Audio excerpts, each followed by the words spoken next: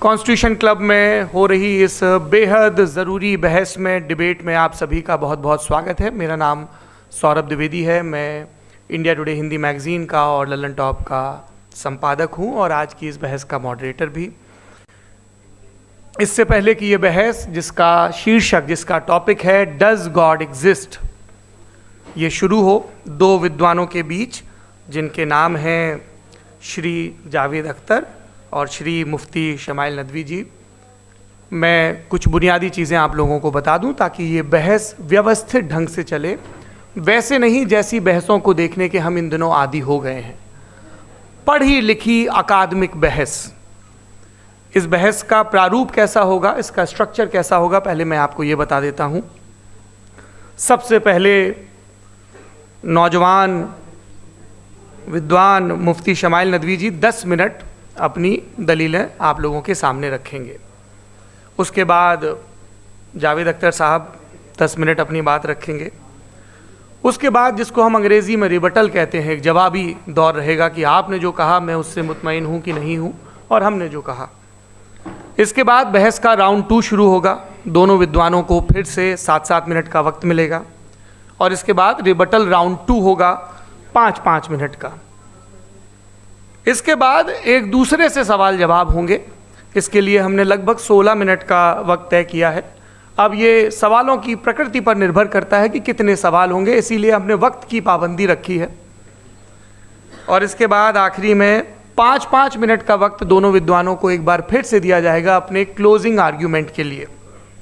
और उसके बाद जो इस बहस के लिए सबसे ज़रूरी चीज़ है कि आप और हम और इंटरनेट पर देख रहे लाखों करोड़ों लोग, उनके सवाल जवाब होंगे। तो आप लोग जो यहाँ मौजूद हैं, आपके हम कुछ सवाल लेने की कोशिश करेंगे। 30 मिनट का वक्त हमने उसके लिए तय कर रखा है। इस तरह से ये 2 घंटे की बहस पूरी होगी। 2-3 बुनियादी बातें हैं जिनका हमें ध्यान रखना है। किसी भी किस्म की नारेबाजी में हमें शरीक नहीं होना है। ये हल्ला गुल्ला नहीं है, क्योंकि पूरी दुनिया देख रही है, तो एक नज़ीर कायम करनी है, एक उदाहरण लोगों के सामने रखना है कि पढ़े लिखे लोग इत्तेफाकी और नाइत्तेफाकी रखते हुए भी, एक दूसरे से सहमति और असहमति रखते हुए भी बात कह सकते हैं। यहाँ पर मेरे JNU के प्रोफेसर बैठे हैं, पुरुषोत्तम अग्रवाल जी, जिन्होंने हमें क्लास में सिखाया है कि सहमति का साहस और असहमति का विवेक, और इसका ठीक उलट भी, ये बड़ा ज़रूरी है। दूसरी बात, ये किसी एक धर्म के बारे में बहस नहीं है, ये बात सबको स्पष्ट होनी चाहिए। किसी धर्म को महान बताने या किसी धर्म को कमतर बताने की ये बहस नहीं है। तो यदि कोई इस उम्मीद से देख रहा है या यहाँ आया है, तो मैं आपको आश्वस्त करना चाहता हूँ कि आपको नाउम्मीदी हाथ लगेगी। इस बहस में बहुत ज़्यादा धार्मिक प्रतीकों के इस्तेमाल को लेकर भी ये दोनों लोग जो अभी आपको गंभीर दिख रहे हैं, भले लोग हैं, कल शाम को चाय पर मिले थे, बहुत हंसी मजाक भी इनके बीच हुआ था और गलबैयाँ डालते हुए एक तस्वीर भी हुई थी। ये इस बात का प्रमाण है कि इंटरनेट पर जो हल्ला मचा हुआ है उसके मुकाबले ये दोनों लोग बहुत ही अच्छे शांत ढंग से बहस के लिए राज़ी हो गए हैं। ट्विटर की बातें ट्विटर तक सीमित, एलन मस्क आजकल उसको एक्स कहते हैं। और अब इस बहस की शुरुआत मैं इन विद्वानों का, हालांकि इनको परिचय की ज़रूरत नहीं, पर हो सकता है, हमें पत्रकारिता में सिखाया जाता है कि नेवर अज्यूम, विज्ञान भी यही कहता है। मुफ्ती शमाइल नदवी साहब इस्लामिक विद्वान शिक्षाविद हैं, कोलकाता के वाहियान फाउंडेशन के संस्थापक हैं, लखनऊ की प्रतिष्ठित दारुल उलूम नदवतुल उलमा से ग्रेजुएशन किया है, सोशल मीडिया और सार्वजनिक मंचों पर अध्यापन और बौद्धिक कामों में सक्रिय हैं और इस समय इंटरनेशनल इस्लामिक यूनिवर्सिटी मलेशिया से PhD कर रहे हैं। अच्छी बात यह है कि पढ़ाई के साथ साथ ट्रैवल ब्लॉग भी बनाते हैं। पेट्रोनस टावर के सामने का ब्लॉग हमने देखा। हमारे साथ जावेद अख्तर साहब हैं। जावेद अख्तर साहब कवि हैं, शायर हैं, गद्य भी लिखते हैं, फिल्मों के लिए संवाद लिखे हैं, गीत लिखे हैं। इससे इतर ये वैज्ञानिक सोच को लेकर या अपने डिक्लेयर्ड एथिज्म को लेकर भी मुखर रहते हैं और अपने तहीं रैशनैलिटी की बात करते हैं। देवियों और सज्जनों, डज गॉड एग्जिस्ट? इस सवाल का जवाब सब अपने अपने तहीं खोजने की कोशिश कर रहे हैं। कोई इसको गॉड डैम पार्टिकल की खोज बताता है, कोई गॉड पार्टिकल की खोज बताता है, कोई हिग्स बोसान की खोज बताता है, कोई ये सवाल जवाब तलाशने की कोशिश करता है कि मास एग्जिस्टेंस में आखिर आया कैसे, हुआ क्या था, सृष्टि के पहले, समय के पहले क्या था। और कोई ये कहता है कि ये सारी खोजें जिस मस्तिष्क में हो रही हैं प्रकृति के क्रम में, वो कैसे विकसित हुआ। मैं उम्मीद करता हूँ कि हम आज इन बुनियादी सवालों के कुछ जवाब हासिल करने में कामयाब हों। मैं सबसे पहले मंच पर आमंत्रित कर रहा हूँ मुफ्ती शमाइल नदवी साहब को। आइए सर जी।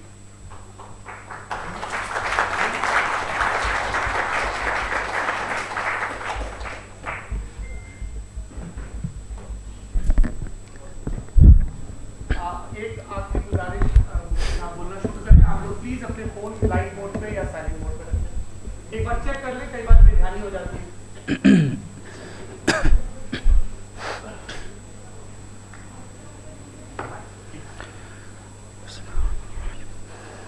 तमाम तारीफ़ें उस क्रिएटर के लिए जिसने इस यूनिवर्स को एक मकसद के तहत पैदा किया है।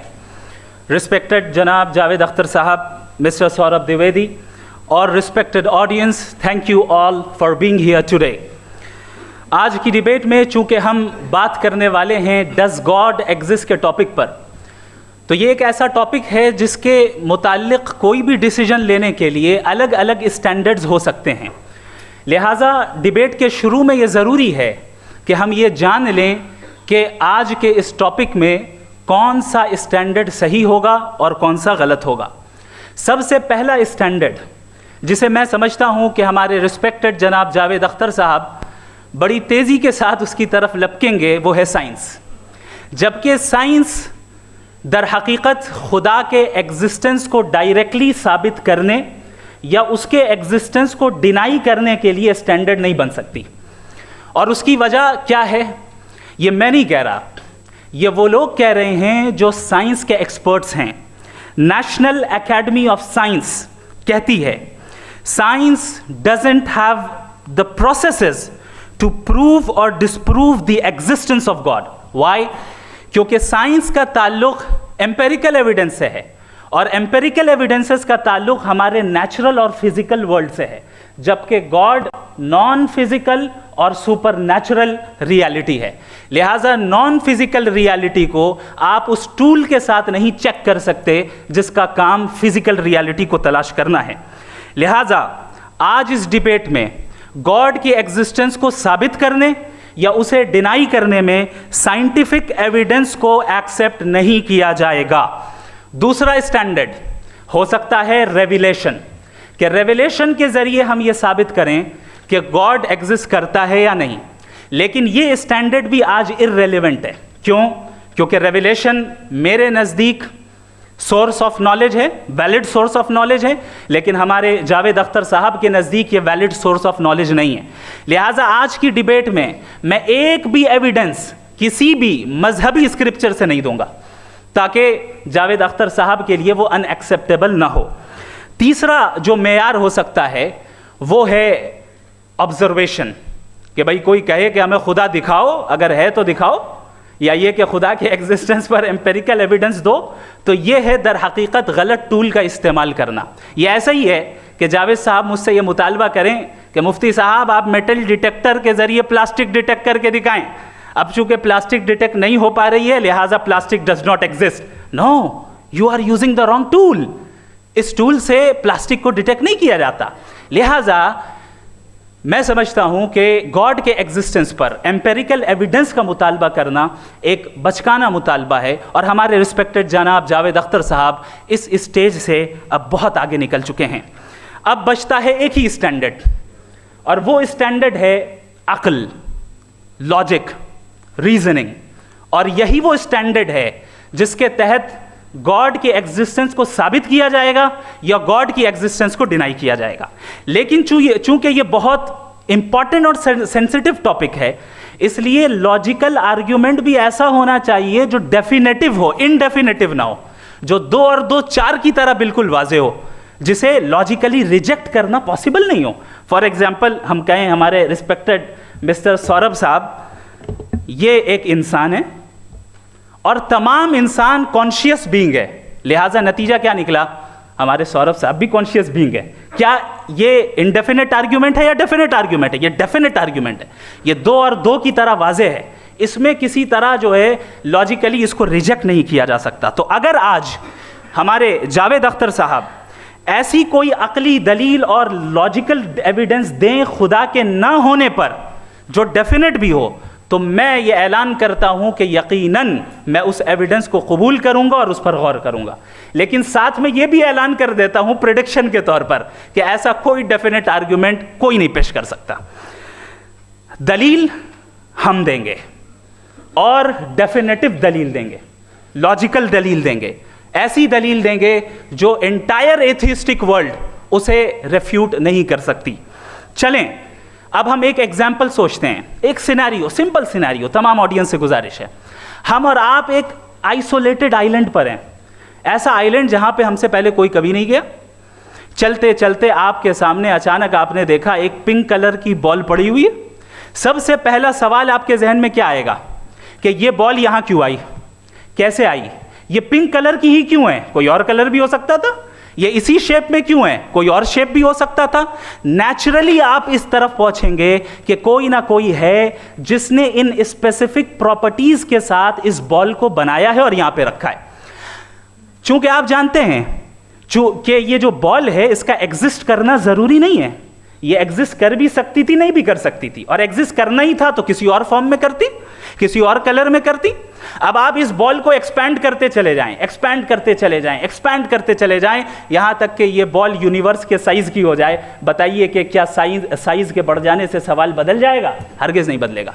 अभी भी सवाल रहेगा, ये यूनिवर्स कहां से आया, इन स्पेसिफिक प्रॉपर्टीज के साथ कहां से आया, क्यों आया, किसने बनाया, ये सवाल उस वक्त भी वैलिड रहेगा।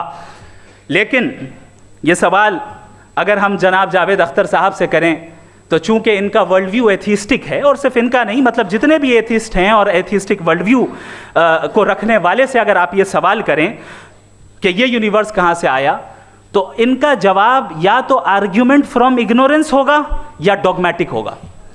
या तो ये कहेंगे कि मुझे नहीं पता कि ये कहाँ से आया, लिहाजा गॉड डज नॉट एग्जिस्ट, ये आर्ग्यूमेंट फ्रॉम इग्नोरेंस है, या ये कहेंगे कि ये यूनिवर्स खुद ब खुद बन गया। इसका मतलब ये है कि उस बॉल को भी खुद ब खुद बन जाना चाहिए, लेकिन बॉल के ताल्लुक से ये एक्सप्लेनेशन एक्सेप्ट नहीं की जाएगी कि ये खुद ब खुद बन गई, लेकिन यूनिवर्स के ताल्लुक से कर दिया जाएगा। इसे हम दूसरे अल्फाज में डॉगमा भी कह सकते हैं। दूसरी चीज़, हमारे जावेद अख्तर साहब ज़रूर गॉड ऑफ गैप्स की मिसाल भी ज़रूर देंगे, और मिसाल देंगे कि पहले ज़माने में बिजलियाँ कड़कती थी तो लोगों ने किसी एक खुदा की तरफ, और बारिश होती थी तो दूसरे खुदा की तरफ मंसूब कर दिया, उनके पास दलील नहीं थी। ये हमारा वर्ल्ड व्यू है ही नहीं, ये हमारा वर्ल्ड व्यू है ही नहीं, क्योंकि नेचुरल फिनोमेना के प्रोसेस की इंटरप्रिटेशन को जान लेने से ये कहाँ से साबित हो गया कि गॉड एग्जिस्ट नहीं करता है। इस पर मैं इंशाअल्लाह अभी आगे बात करूँगा। आप हजरात ये भी देखेंगे, और मैं ये एक्सपेक्ट करता हूँ कि हमारे रिस्पेक्टेड जनाब जावेद अख्तर साहब ज़रूर इमोशनल आर्ग्यूमेंट्स भी देंगे, जो कि एक लॉजिकल फेलेसी है जब बात आती है ट्रुथ को डिसाइड करने में। क्यों? मिसाल के तौर पर वो कहेंगे कि अगर गॉड है तो ईविल क्यों एग्जिस्ट करता है, जबकि मैं कहता हूं ईविल का एग्जिस्ट करना गॉड के एग्जिस्ट करने की दलील है, उसके खिलाफ नहीं है। चूंकि अगर गॉड है तो हम सब उसके सामने अकाउंटेबल हैं, और अगर हम अकाउंटेबल हैं तो अकाउंटेबिलिटी के लिए ईविल का मौजूद होना जरूरी है, उसके बगैर हम अकाउंटेबल नहीं हो सकते। और अगर हम अकाउंटेबल नहीं हैं तो हम जनाब जावेद अख्तर साहब से पूछेंगे कि आप बताएं कि फिर सफरिंग इस दुनिया में क्यों है? अगर खुदा नहीं है तो सफरिंग क्यों है? और उन लोगों के जज्बे का क्या जिनके अंदर सफरिंग के बाद इंतकाम लेने का जज्बा पाया जाता है और वो इस दुनिया से ऐसे ही चले गए, क्या उनकी सारी तकलीफें बेकार चली जाएंगी? अब आ जाएं उसी एग्जाम्पल की तरफ कि बॉल, मुझसे अगर कोई पूछे इस बॉल को किसने बनाया और या इस एक्सपेंडेड बॉल को किसने बनाया, मैं कहूँगा कि चूंकि ये यूनिवर्स और इस यूनिवर्स की तमाम चीज़ें कॉन्टिंजेंट हैं। कॉन्टिंजेंट होने का मतलब ये होता है कि जो अपने एग्जिस्टेंस पे किसी के ऊपर डिपेंड करती हो, तो जाहिर है ये यूनिवर्स कॉन्टिंजेंट है। और अगर कोई चीज़ कॉन्टिंजेंट नहीं है तो मैं रिक्वेस्ट करूंगा कि मुझे दिखा दें कि कौन सी चीज़ यूनिवर्स में कॉन्टिंजेंट नहीं है, हम भी ज़रा गौर कर लें और हम भी देख लें।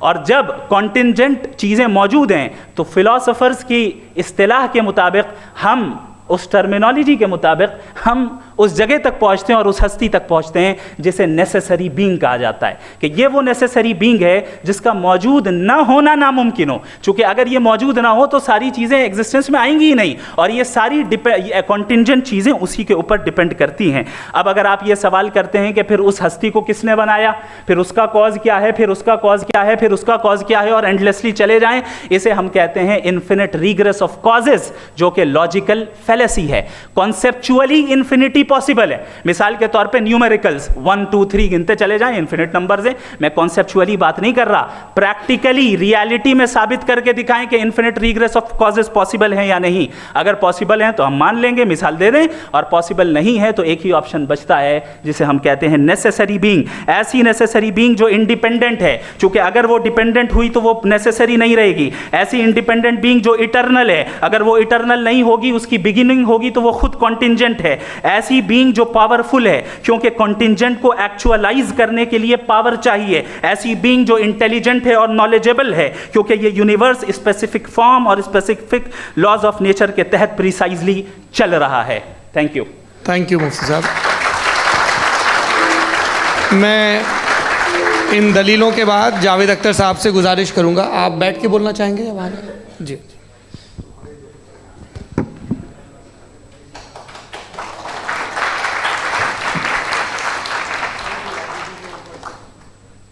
पहले तो मैं मुफ्ती साहब को एक अच्छी खबर देना चाहूँगा कि मेरी नॉलेज साइंस के बारे में बड़ी मामूली है, तो आप फिक्र ना करें उसकी, लेकिन कुछ कॉमन सेंस है मुझ में। देखिए, ये खुदा का तस्वुर कोई नया तस्वुर नहीं है, ये सदियों से रहा है। ये कुछ रिलीजन 3000 साल पुराने होंगे, 4000 साल पुराने होंगे, लेकिन इंसान कोई 10,000 12,000 साल से एग्जिस्ट करता है होमोसेपियन की शक्ल में, और हमेशा कुछ ना कुछ मज़हब रहे। ये मज़हब जाहिलों के नहीं थे, ये मज़हब एक ऐसी ग्रीक सोसाइटी के थे जहाँ बड़े बड़े फिलोसफर्स पैदा हुए। ये मज़हब इजिप्शियंस के थे जिन्होंने पिरामिड्स बनाए थे। ये रोमन्स के थे कि जिनका आर्किटेक्चर और सेनेट यानी पहली बुनियाद डेमोक्रेसी की लिमिटेड थी, मगर डेमोक्रेसी थी, ये उन लोगों ने किए थे। तो इनका जो जुपिटर था, रा था, ज़्यूस था, उन्हें उस पर इतना ही एतमाद था जितना आज किसी मजहबी आदमी को अपने खुदा पे होगा। क्रिश्चियनिटी आने से पहले यूरोप में एक मज़हब था, जर्मेनिक रिलीजन।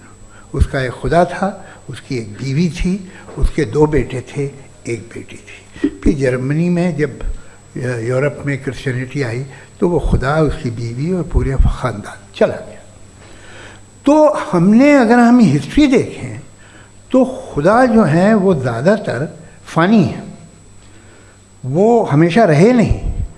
और वो जो लोग इन्हें मानते थे उनको आप कहें वो तो जाहिल थे, उन्हें तो कुछ पता ही नहीं था, ऐसा नहीं है। वो अपने वक्त में बड़े काबिल लोग थे और अपने वक्त में उन्होंने बड़े बड़े काम किए हैं, फिलोसफर्स थे, साइंटिस्ट थे। लेकिन उनका मज़हब कहाँ गया, उनके खुदा कहाँ गए? आज जो खुदा हैं दुनिया में लोग उन्हें मानते हैं। आपको क्या मालूम कि कितने बरसों के बाद क्या होने वाला है। हम यूरोप में देखते हैं तो चर्च खाली हैं। तो वक्त के साथ चीज़ें बदलती हैं। जहाँ तक इसका ताल्लुक़ है मज़हबों का, हर मज़हब आपसे एक चीज़ मांगता है, फेथ। ये फेथ क्या चीज़ होती है? What is the difference between faith and belief? ये तो बहुत ही अहमकाना बात होगी कि कोई आदमी कहे साहब अगर खुदा है तो मुझे दिखाइए। ये तो जाहिलाना बात हुई। मैंने तो नॉर्थ पोल नहीं देखा है, मगर मैं मानता हूँ कि नॉर्थ पोल है। मैं क्यों मानता हूँ? इसलिए कि अगर ये दुनिया राउंड है तो उसका कोई टॉप होगा। कुछ लोग हैं जो वहाँ गए भी हैं, कॉमन सेंस कहता है कि ऐसा होगा, सबूत है, गवाह है, रीज़न है। तो ये मेरा फेथ नहीं है।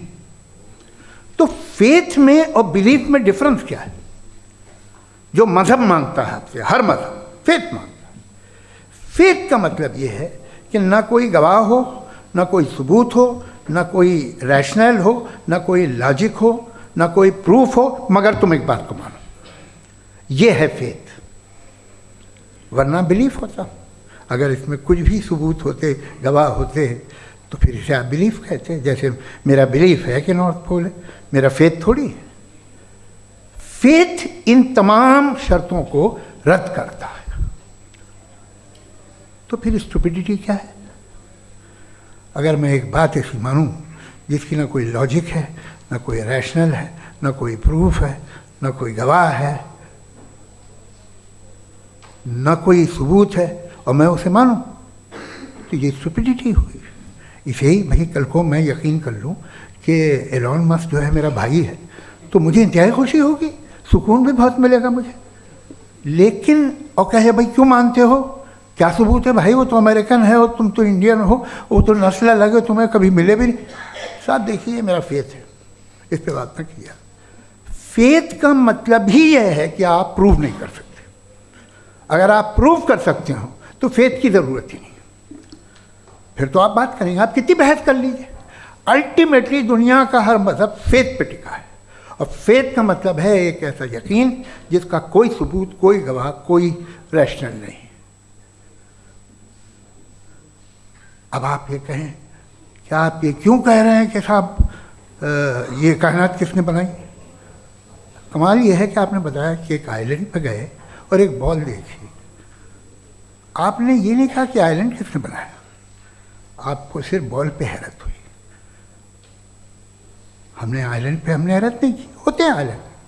इसी तरह ये आइलैंड है, सितारे, ये गैलेक्सीज, ये सब आइलैंड हैं, खला में। हम उन्हें टेकन फॉर ग्रांटेड लेते हैं, हम पूछते नहीं किसने बनाए। आपने जजीरे के बारे में भी नहीं पूछा है। मेरी पैदाइश कैसे हुई? क्या मैं प्लान्ड पैदा हुआ था? I was plan to be born, या एक लकी स्पर्म था जो किसी एग से चिपक गया? मेरी पैदाइश रैंडम। और इंसाफ जिसे आप कहते हैं, इंसाफ का तो नेचर से कोई वास्ता ही नहीं है। जो आप कहते हैं कि एक दिन इंसाफ मिलेगा, इंसाफ is a human concept. Nature में कोई इंसाफ नहीं। अगर शेर हिरन को खा जाता है तो उसे कोई सजा नहीं मिलती। अगर एक आंधी आती है और हरे भरे पेड़ों को उखाड़ के फेंक देती है तो आंधियों की जेल नहीं होती है। नेचर में इंसाफ नहीं, इसलिए मुझे नेचर को इंसाफ की ज़रूरत भी नहीं। नेचर तमाम एक है। अब हम कहें कि साहब ये देखिए जो मैंने खाना खाया था, ये मेरी आंखों ने यूँ कर दिया उसे, तो इसे सज़ा मिलने नहीं, वो सिस्टम है, ऐसे ही चल रहा है। नेचर बग़ैर इंसाफ के है। इंसाफ इज़ अ ह्यूमन कॉन्सेप्ट। तो जो आपसे कहता है कि मैं तुम्हें इंसाफ दूंगा, वो इंसानी जहन की पैदावार है। ये नेचुरल है ही नहीं, ये आसमानी है ही नहीं। नेचर का तस्वुर, इंसाफ का तस्वुर। भाई आप साथ मिलते हैं, अब आप लेफ्ट हैंड ड्राइव कर लें, ये क्या है? तमाम सच, तमाम नेकी, तमाम शराफत लेफ्ट हैंड ड्राइव है। वरना क्या होगा, या तो आप क्रॉस कर देंगे, आपका एक्सीडेंट हो जाएगा, या आप किसी को मार देंगे, या ट्रैफिक जैम हो जाएगा। झूठ, बेईमानी, रिश्वतखोरी, ये तमाम जो है driving on the wrong side, इसके ऊपर कुछ नहीं। ये तो हमने बनाया, जैसे हमने लेफ्ट हैंड ड्राइव बनाई है। ये कॉन्सेप्ट ऑफ इंसाफ जो है ये हमारा है, इसका नेचर से कोई वास्ता नहीं। शेर खा जाता है हिरन को, उसे जेल होती है क्या? कुछ भी नहीं, है ही नहीं। तो ये जो दुनिया के रिलीजन प्रॉमिस करते हैं आपसे इंसाफ, इसी से मालूम होता है कि मैन मेड है। ये तसव्वुर कहीं और का है ही नहीं। जो नेचर है, कुछ लोग कहते हैं नेचर ही खुदा है, तो नेचर में तो इंसाफ नहीं कहीं। और आप वादा कर रहे हैं कि तुम्हें मरने के बाद इंसाफ मिलेगा।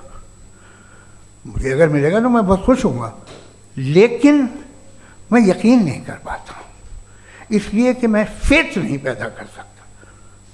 The very fact that religions demand faith, इसका मतलब है कि उनके पास जस्टिफिकेशन नहीं है।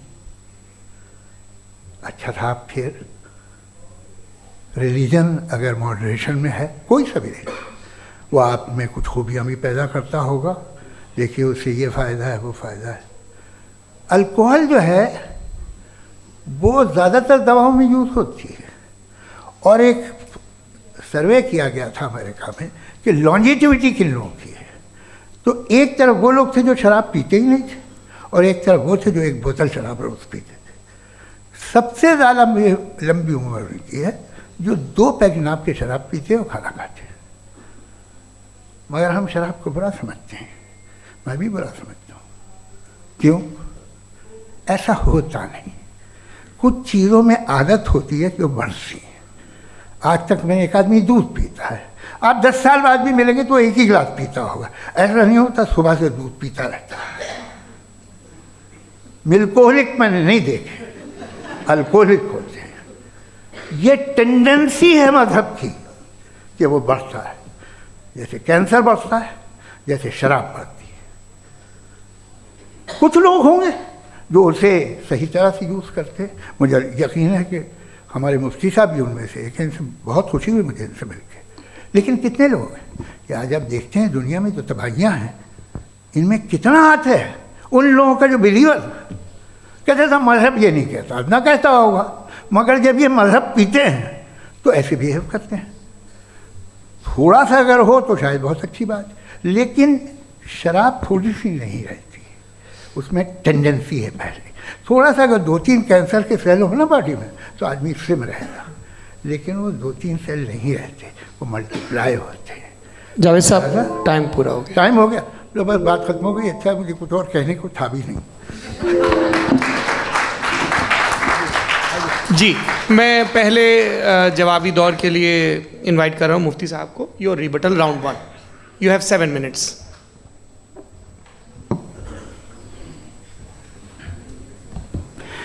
Thank you very much Javed साहब, आपकी बात को सुनकर बड़े महजूज हुए हम लोग। महजूज, do you understand? We enjoyed. Okay, अब थोड़ा सा लॉजिकली उसको हम लोग देखते हैं। दरअसल हम लोगों ने कल गुजारिश की थी मुफ्ती साहब से भी, जावेद साहब से भी, कि हिंदुस्तानी ज़बान आम फहम सबको समझ में आ जाए, और जहाँ कहीं आप मुश्किल शब्द इस्तेमाल करें वहाँ बताते भी चलें। Thank you. तो सबसे पहले हमारे रिस्पेक्टेड जावेद साहब ने हवाला दिया कि खुदा फ़ानी है। कितने मजहब आगे चले गए, किसी ने जुपिटर को खुदा माना, किसी ने किसी को माना। मैं कहता हूँ जिसने कॉन्टिंजेंट चीज़ को खुदा माना, गलत माना, वो खुदा ही नहीं, वो खुदा ही नहीं है।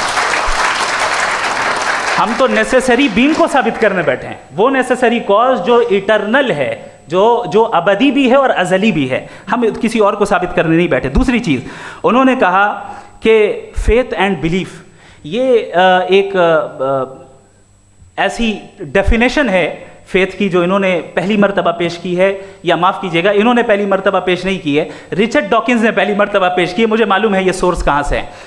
एपिस्टेमोलॉजिकली फेथ और बिलीफ का फ़र्क आप इस तरह नहीं कर सकते सर। फेथ सही भी होता है, गलत भी होता है, बिलीफ सही भी होता है, गलत भी होता है। जो लॉजिक, रीजन और एविडेंस से बैक्ड होगा वो फेथ सही होगा। और आप जिस फेथ की बात कर रहे हैं कि इलॉजिकल है और उसके पीछे नहीं है, तो we are on the same page.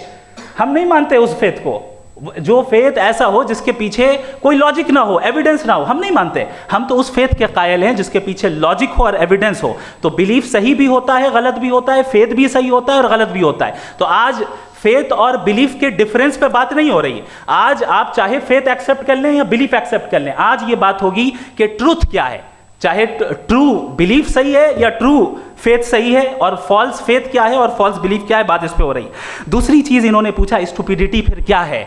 अगर फेथ रिलीजन स्टुपिडिटी नहीं है तो और क्या है? चूंकि फेथ का मुतालबा करते हैं तो स्टुपिडिटी क्या है? मैं कहता हूं स्टुपिडिटी एथिज्म है। उसकी वजह यह है कि आप एक सड़क पे जा रहे हो और आप किसी गार्डन में जाएं और देखें वहां लिखा है फूलों के साथ, I love Javed Akhtar and I really do, I love you sir.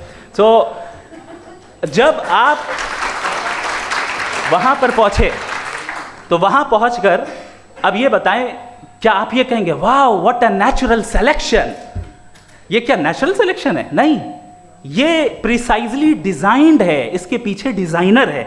लिहाजा अगर कोई एक ऐसी कॉमन सेंस की बात को कबूल नहीं कर रहा है कि यूनिवर्स जो इतने प्रिसाइजली काम कर रहा है, हम कहते हैं कि खुद ब खुद बन गई, मैं समझता हूं इससे बड़ी स्टुपिडिटी और कुछ नहीं है। ये इर्रेशनल चीज है। फिर हमारे सर ने कहा कि आपने बॉल पे फोकस किया, आइलैंड पे फोकस नहीं किया। अरे आइलैंड को किसने बनाया, यही समझाने के लिए तो बॉल की मिसाल दे रहा हूं। और बॉल भी कॉन्टिंजेंट है, आइलैंड भी कॉन्टिंजेंट है, दोनों नेसेसरी बीइंग का मुतालबा करते हैं। आगे इन्होंने कहा कि नेचर में कोई इंसाफ नहीं है। हम डिसाइड करते हैं कि मोरालिटी क्या होती है, इंसाफ क्या होता है। हम डिसाइड करते हैं, जैसे ड्राइविंग सीट में ट्रैफिक वाला, ये तो किसी खुदा ने नहीं कहा, ये है, इसे कहते हैं फॉल्स इक्विवेलेंस। ये एक लॉजिकल फेलेसी है। आपने जो है मिसाल दी ड्राइविंग की और ट्रैफिक की, ये सब्जेक्टिव मोरालिटी है। आप सब्जेक्टिव मोरालिटी को मिसाल बनाकर ऑब्जेक्टिव मोरालिटी के ऊपर नहीं थोप सकते। इंसाफ की ऑब्जेक्टिव मोरालिटी। अगर आप ये कहते हैं कि नेचर में इंसाफ नहीं है तो इंसाफ का न होना ये नेचुरल हुआ, तो फिर नेचर को नेचर रहने दे, क्यों हम इतना स्ट्राइव कर रहे हैं दुनिया में इंसाफ लाने के लिए? ये तो इलॉजिकल बात है, इर्रेशनल बात है। इसलिए बहुत सी चीजें ऐसी हैं जो ऑब्जेक्टिवली जो है इविल या गुड हैं, और बहुत सी चीजें ऐसी हैं जो सब्जेक्टिवली हैं। सब्जेक्टिवली जो मोरल होता है या इमोरल होता है उसको हम सोशल कंसेंसस से या पर्सनल प्रेफरेंस से डिसाइड करते हैं।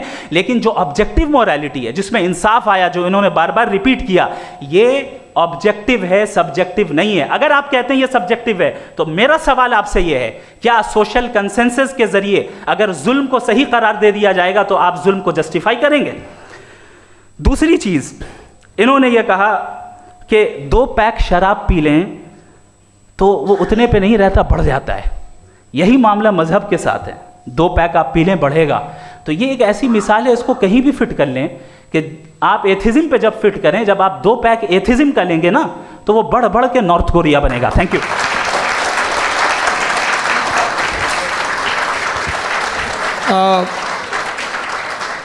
फर्स्ट राउंड की रिबटल के लिए मैं जावेद साहब को इनवाइट कर रहा हूं। आपके पास 7 मिनट का वक्त है, रीसेट कर दीजिएगा प्लीज़। मुझे इस बात की खुशी है कि मुफ्ती साहब ने भी मान लिया कि नेचर में कोई इंसाफ नहीं है। तो कोई भी चीज़ जो इंसान ने नहीं बनाई है उसमें इंसाफ नहीं होता है। एक बात मैं आपसे अर्ज़ करूँ, ज़रा पता लगा लीजिएगा, ये जो आप बाग में जाते हैं बेहद खूबसूरत फूल देखते हैं ना, इनमें से कोई नेचुरल नहीं है। ये सारे फूल क्रॉस करके बनाए गए हैं। जो जंगल में फूल होते हैं निहायत मामूली होते हैं। ये फूल इंसानों ने बनाए हैं। जो आप बाग में देख के वाह वाह कहते हैं, ये इंसानों के बनाए हुए हैं। डिफरेंट फूलों को क्रॉस करके, डेवलप करके, फिर क्रॉस करके इस तरह से बनाए गए। नेचुरल फ्लावर नहीं। किसी जंगल वीरान में जाके आप गुलाब के फूल नहीं देखेंगे। ये सब बनाए हुए इंसान ने, बहुत से काम इंसान ने किए। बाकी है कि आपने मेरी एक बात का जवाब नहीं दिया, जिससे मुझे शिकायत है कि फेथ क्या है और आप फेथ मांगते क्यों हैं मुझसे? आप तो लॉजिकल हैं, आपके पास तो सारे रैशनल्स हैं, आपके पास सारे सबूत हैं, तो आपको फेथ की डिमांड क्यों करते हैं कि भाई तुम सरेंडर कर दो और सवाल मत करो? कोई मजहब सारे सवाल करने की इजाज़त नहीं देता है और मना करता है कि ज़्यादा सवाल ना करो, बहक जाओगे तुम। आप क्यों रोकते हैं? हकीकत यह है कि इंसानी तारीख क्या है। इंसानी तारीख ये है कि दुनिया में 2 तरह के लोग हुए हैं। एक वो जिन्होंने अपनी लाइल्मी की परस्तिश की है, दूसरे वो जिन्होंने अपनी इग्नोरेंस या लाइल्मी से झगड़ा किया है और मालूम किया है कि क्या है। ये जो आप कह रहे हैं, आज आप हैरान हैं कि भाई ये यूनिवर्स कैसे बनी। लोग हैरान थे कि सूरज डूबता है तो इधर से कैसे निकलता है। और आप एक कदम जाके हमेशा का मानने को तैयार है, एक कदम पीछे ही मान जाइए। भाई आप इसके बाद जाते हो, कहते सवाल ना करना कि ये कहाँ से आया, ये पावर तो हमेशा से हमेशा रहेगी। तो आप यूनिवर्स के बारे में मानने में क्या तकलीफ है? एक कदम पहले रुक जाइए। ये हमेशा से थी या नहीं थी, हमें मालूम नहीं है। और ये कहना कि हमें मालूम नहीं है, कमाल ये है कि दुनिया के सारे मज़हब सब जानते हैं ये दुनिया कैसे बनी थी, कैसे मिटेगी, मरने के बाद क्या होगा, इनको सब इल्म है। इनको किसी को डायनासोर होते थे पहले ये नहीं पता था, किसी को नहीं पता। किसी भी दुनिया की मजहबी किताब में डायनासोर का जिक्र नहीं है। लेकिन बाकी सब बातें, how to make universe in 4 easy lessons and बाकी सब पता है। जिसको सब पता है वो गड़बड़ है। हम में ये इंकिसार, ये ह्यूमिलिटी होनी चाहिए कि हम ये कहें कि हमें ये बहुत सारी बातें नहीं मालूम, लेकिन हम उनकी परस्तिश ना करना, अपनी लाइल्मी को की परस्तिश ना करें, हम उसे पता लगाने की कोशिश करें। जिस दुनिया में आप बैठे हैं सर, ये हॉल जो है, ये इलेक्ट्रिसिटी जो है, ये माइक जो है, जिस हवाई जहाज से आप आए थे, वो जिस कार से आप यहाँ आए हैं, ये सब उन लोगों की बनाई हुई है जिन्होंने सवाल किए थे। ये दुनिया जिसमें आप आज आराम से हैं, ये उन लोगों की बनाई है कि जिन्होंने सवाल किए थे। और हर स्टेज पे इन सवालों को मकरूह कहा गया था, गलत कहा गया था। आप ज़रा तारीख़ पढ़िए, एक बड़ी दिलचस्प किताब है बर्ट्रैंड रसेल की,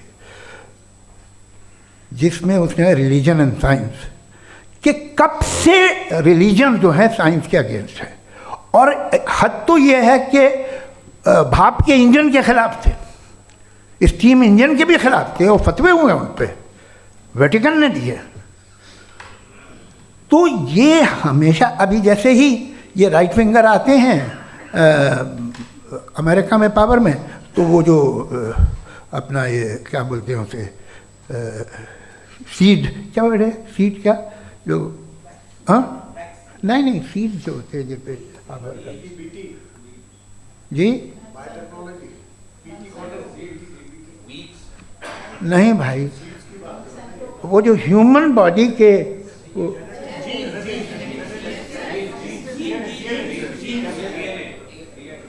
उस पर रिसर्च बंद हो जाती है, रिपब्लिकन नहीं करने देते। अरे भाई इतना डर क्या है तुम्हें? एक ज़माने में बहुत नाराज़ थे ये सारे मजहबी लोग कि ये इंसान तो इंसान बनाने की कोशिश कर रहा है। आपको क्या तकलीफ भाई, बना ले तो बना लेने दो, ये खौफ क्या है? और ये सब आज जो आप कह कर रहे हैं नामुमकिन है, ये कैसे हुआ? मुझे एक किस्सा याद आता है। जब मैं 6ठी क्लास में था तो मैं मैथमेटिक्स में बहुत वीक था, तो एक टीचर रख दिया गया, उसने 1 2 3 4 5 6 7 तो सिखा दिया मुझे।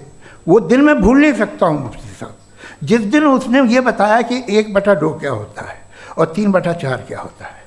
मुझे ऐसा लगा कि मेरा सर बीच से फट जाएगा। यह आदमी कह रहा है कि जो दीवार के अंदर जाओ वॉक करते हुए। आज हंसता हूँ मैं इस बात पे। तो आज जो बातें आपके जहन से बिल्कुल परे हैं और आप हैरान होते हो उन्हें देख के, एक वक्त आएगा कि मामूली लगेंगे। और हुआ है, आपकी इंसानी तारीख़ ही है। इतनी जल्दी सारे फैसले आप मत कर लीजिए, थोड़ा ये ह्यूमिलिटी रखिए कि भाई ये हमें नहीं मालूम। ये कहने में क्या आ रहा है? ये यूनिवर्स कहाँ तक फैली, ये कब से है और कब तक रहेगी, हमें नहीं मालूम। आपने फैसला कर लिया कब बनी। ये आपके हिसाब से कोई 14 बिलियन ईयर बनी जो समझा जाता है। उससे पहले हज़ारों करोड़ों अरबों साल तक खुदा बैठा क्या कर रहा था? खामोश बैठा था, ऐसे ही जमाइयाँ ले रहा था। फिर उसे आइडिया है, यार एक काम करते, वक्त अच्छा गुजर जाएगा, यूनिवर्स बनाते। सोचिए, वो तो हमेशा से है ना, मगर यूनिवर्स हमेशा से नहीं है, ये तो बनाई गई है। और उससे पहले क्या था, इनका क्या काम था? कैसी बात है, ये बड़ा आसान है। जो बात हमें आज धीरे धीरे पता चली है, बरसों 2000 और 2500 साल पहले आपको किसी ने बता दिया कि क्या था, आप मान गए, और तब से वही मान रहे हैं जो 2500 साल पहले कहा गया था। सब कुछ बदल गया है, सॉल्व हो रही हैं चीज़ें।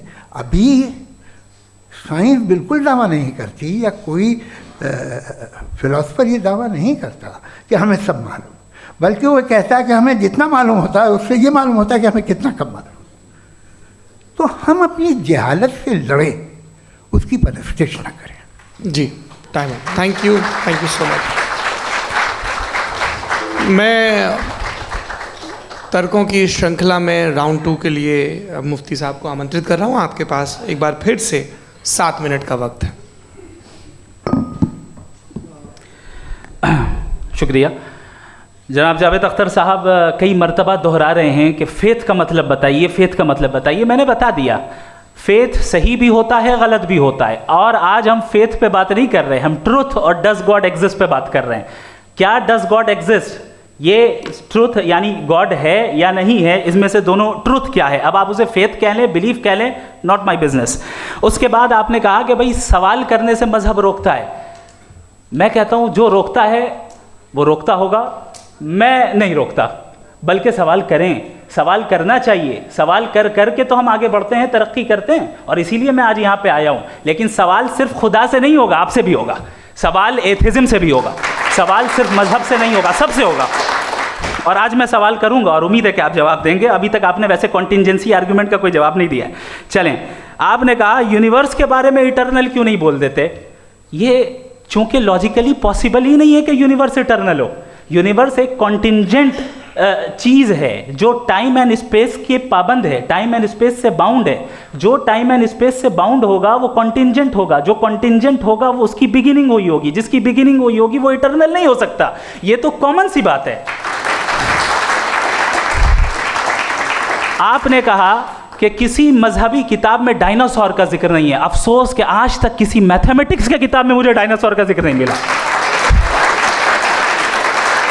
तो इसका मतलब मैथमेटिक्स की किताब बेकार है? नहीं, उसका वो टॉपिक नहीं है। रेवलेशन का और मजहबी किताबों का टॉपिक ये नहीं है कि आपको आके बताए साइकिल कैसे बनाते हैं, या आकर ये बताएं कि जो है डायनासोर कब था। वो तो मोरालिटी सिखाने आया है, गॉड के बारे में बताने आया, नॉन फिजिकल रियलिटी की हकीकत को सिखाने के लिए आया। रिलीजियन साइंस को रोकता है? नहीं रोकता। अगर रोकता है तो गलत करता है। रिलीजियन साइंटिज्म को रोकता है, जिसमें हमारे जावेद साहब मुख्तल हैं। साइंस और साइंटिज्म में फ़र्क है। साइंटिज्म यह है कि आप समझें कि साइंस और साइंटिफिक मेथोडोलॉजी ये नॉलेज को हासिल करने का वाहिद सोर्स ऑफ नॉलेज है। यह है साइंटिज्म। हम इसे रिजेक्ट करते हैं। हम साइंस को तो तरक्की करते हैं। भाई आप हमारी पूरी तारीख कर लें, पढ़ लें तो आपको पता चल जाएगा। बहरहाल ये अलग टॉपिक है। उसके बाद इन्होंने एक लफ्ज़ कहा, वेटिकन ने फतवा दिया। वेटिकन का फतवे से कोई ताल्लुक नहीं है, दोनों कॉन्ट्राडिक्टरी अल्फाज हैं। उसके बाद उन्होंने कहा कि भाई हमें नहीं मालूम। अगर नहीं मालूम तो क्लियरली कह देना कि नहीं मालूम है, इसमें क्या हर्ज है। तो वही तो मैं कह रहा हूं ना कि आप कह दें कि नहीं मालूम, लेकिन क्लेम क्यों कर रहे हैं कि गॉड एग्जिस्ट नहीं कर रहा है।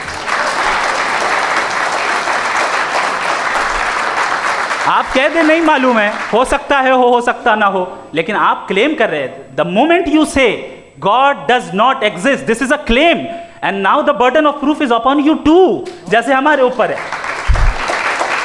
और क्यों है मैं बताता हूं, क्यों है ये भी मैं बताता हूं। फिलोसॉफिकली जो क्लेम होता है ना, सिर्फ ये नहीं होता कि इंसान कहे पॉजिटिव क्लेम करे और नेगेटिव क्लेम करे तो बर्डन ऑफ प्रूफ नहीं है। आप मिसाल के तौर पे मैं कहूं कि फुला उस कमरे में कोई नहीं है, मैंने एक नॉलेज का क्लेम किया है। उस कमरे में कोई नहीं है, मैंने एक नॉलेज का क्लेम किया। या तो मैं कहूं मुझे नहीं पता, हो भी सकता है नहीं भी हो सकता है, this is not a claim. लेकिन जब मैं कह रहा हूं कि वहां कोई नहीं है, या मैं कह रहा हूं वहां कोई है, दोनों क्लेम है और दोनों के ऊपर बर्डन ऑफ प्रूफ है। हमारे ऊपर भी बर्डन ऑफ प्रूफ है। मैंने कंटिंजेंसी आर्ग्यूमेंट दिया, इसे तोड़कर दिखाइए। आखिरी चीज, इन्होंने कहा कि खुदा दुनिया बनाने से पहले 150 साल पहले या करोड़ों साल पहले क्या कर रहा था। अरे हजरत, चलें बहरहाल मैं जवाब दे देता हूं। आप हमारे रिस्पेक्टेड पर्सनालिटी हैं, अगर आप नहीं होते तो मैं इसे एंटरटेन ही नहीं करता। टाइम, ये 100 साल पहले या 100 साल बाद, पहले बाद में अभी, ये वो अल्फाज हैं जिनका ताल्लुक टाइम से है। टाइम शुरू ही हुआ है यूनिवर्स की बिगिनिंग के बाद, तो उसके पहले खुदा क्या कर रहा था? सवाल इलॉजिकल है, ये फेलेसी है। यानी आप ये कह रहे हैं कि यूनिवर्स के बनने से पहले खुदा क्या कर रहा था? टाइम के बनने से पहले, पहले का ताल्लुक टाइम से, टाइम उस वक्त था ही नहीं, तो ये सवाल ही इनवैलिड है खुदा के ताल्लुक से।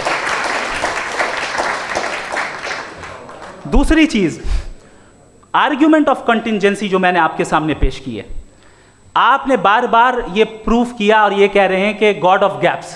देखिए, पहले नहीं मालूम था, साइंस ने कर दिया। सिंपल की मिसाल से मैं समझा देता हूं। जिस गैप्स की आप बात कर रहे हैं ना, साइंस उन गैप्स को जिन चीज के जरिए भी प्रूव करेगा वो कॉन्टिंजेंट ही होगा, अब चाहे वो फोर्स हो, मैटर हो या एनर्जी हो। लिहाजा सवाल हमारा उस वक्त भी वैलिड होगा जब तक कि आप नेसेसरी बीइंग पे ना आ जाएं, और इन्फिनिट रिगरेस पॉसिबल नहीं है of causes in practical world, तो जाहिर है कहीं रुकना पड़ेगा, जहां रुकेंगे वही खुदा है। दूसरी चीज, आपने ये कहा, क्या कह रहा था मैं, किस पॉइंट को? What? Oh no, after that. Just now. हाँ, जहां रुकेंगे वही खुदा है। बहरहाल, तो टाइम का जिक्र हो गया, गॉड ऑफ गैप, सॉरी, या इसकी एक मिसाल आप ले लें।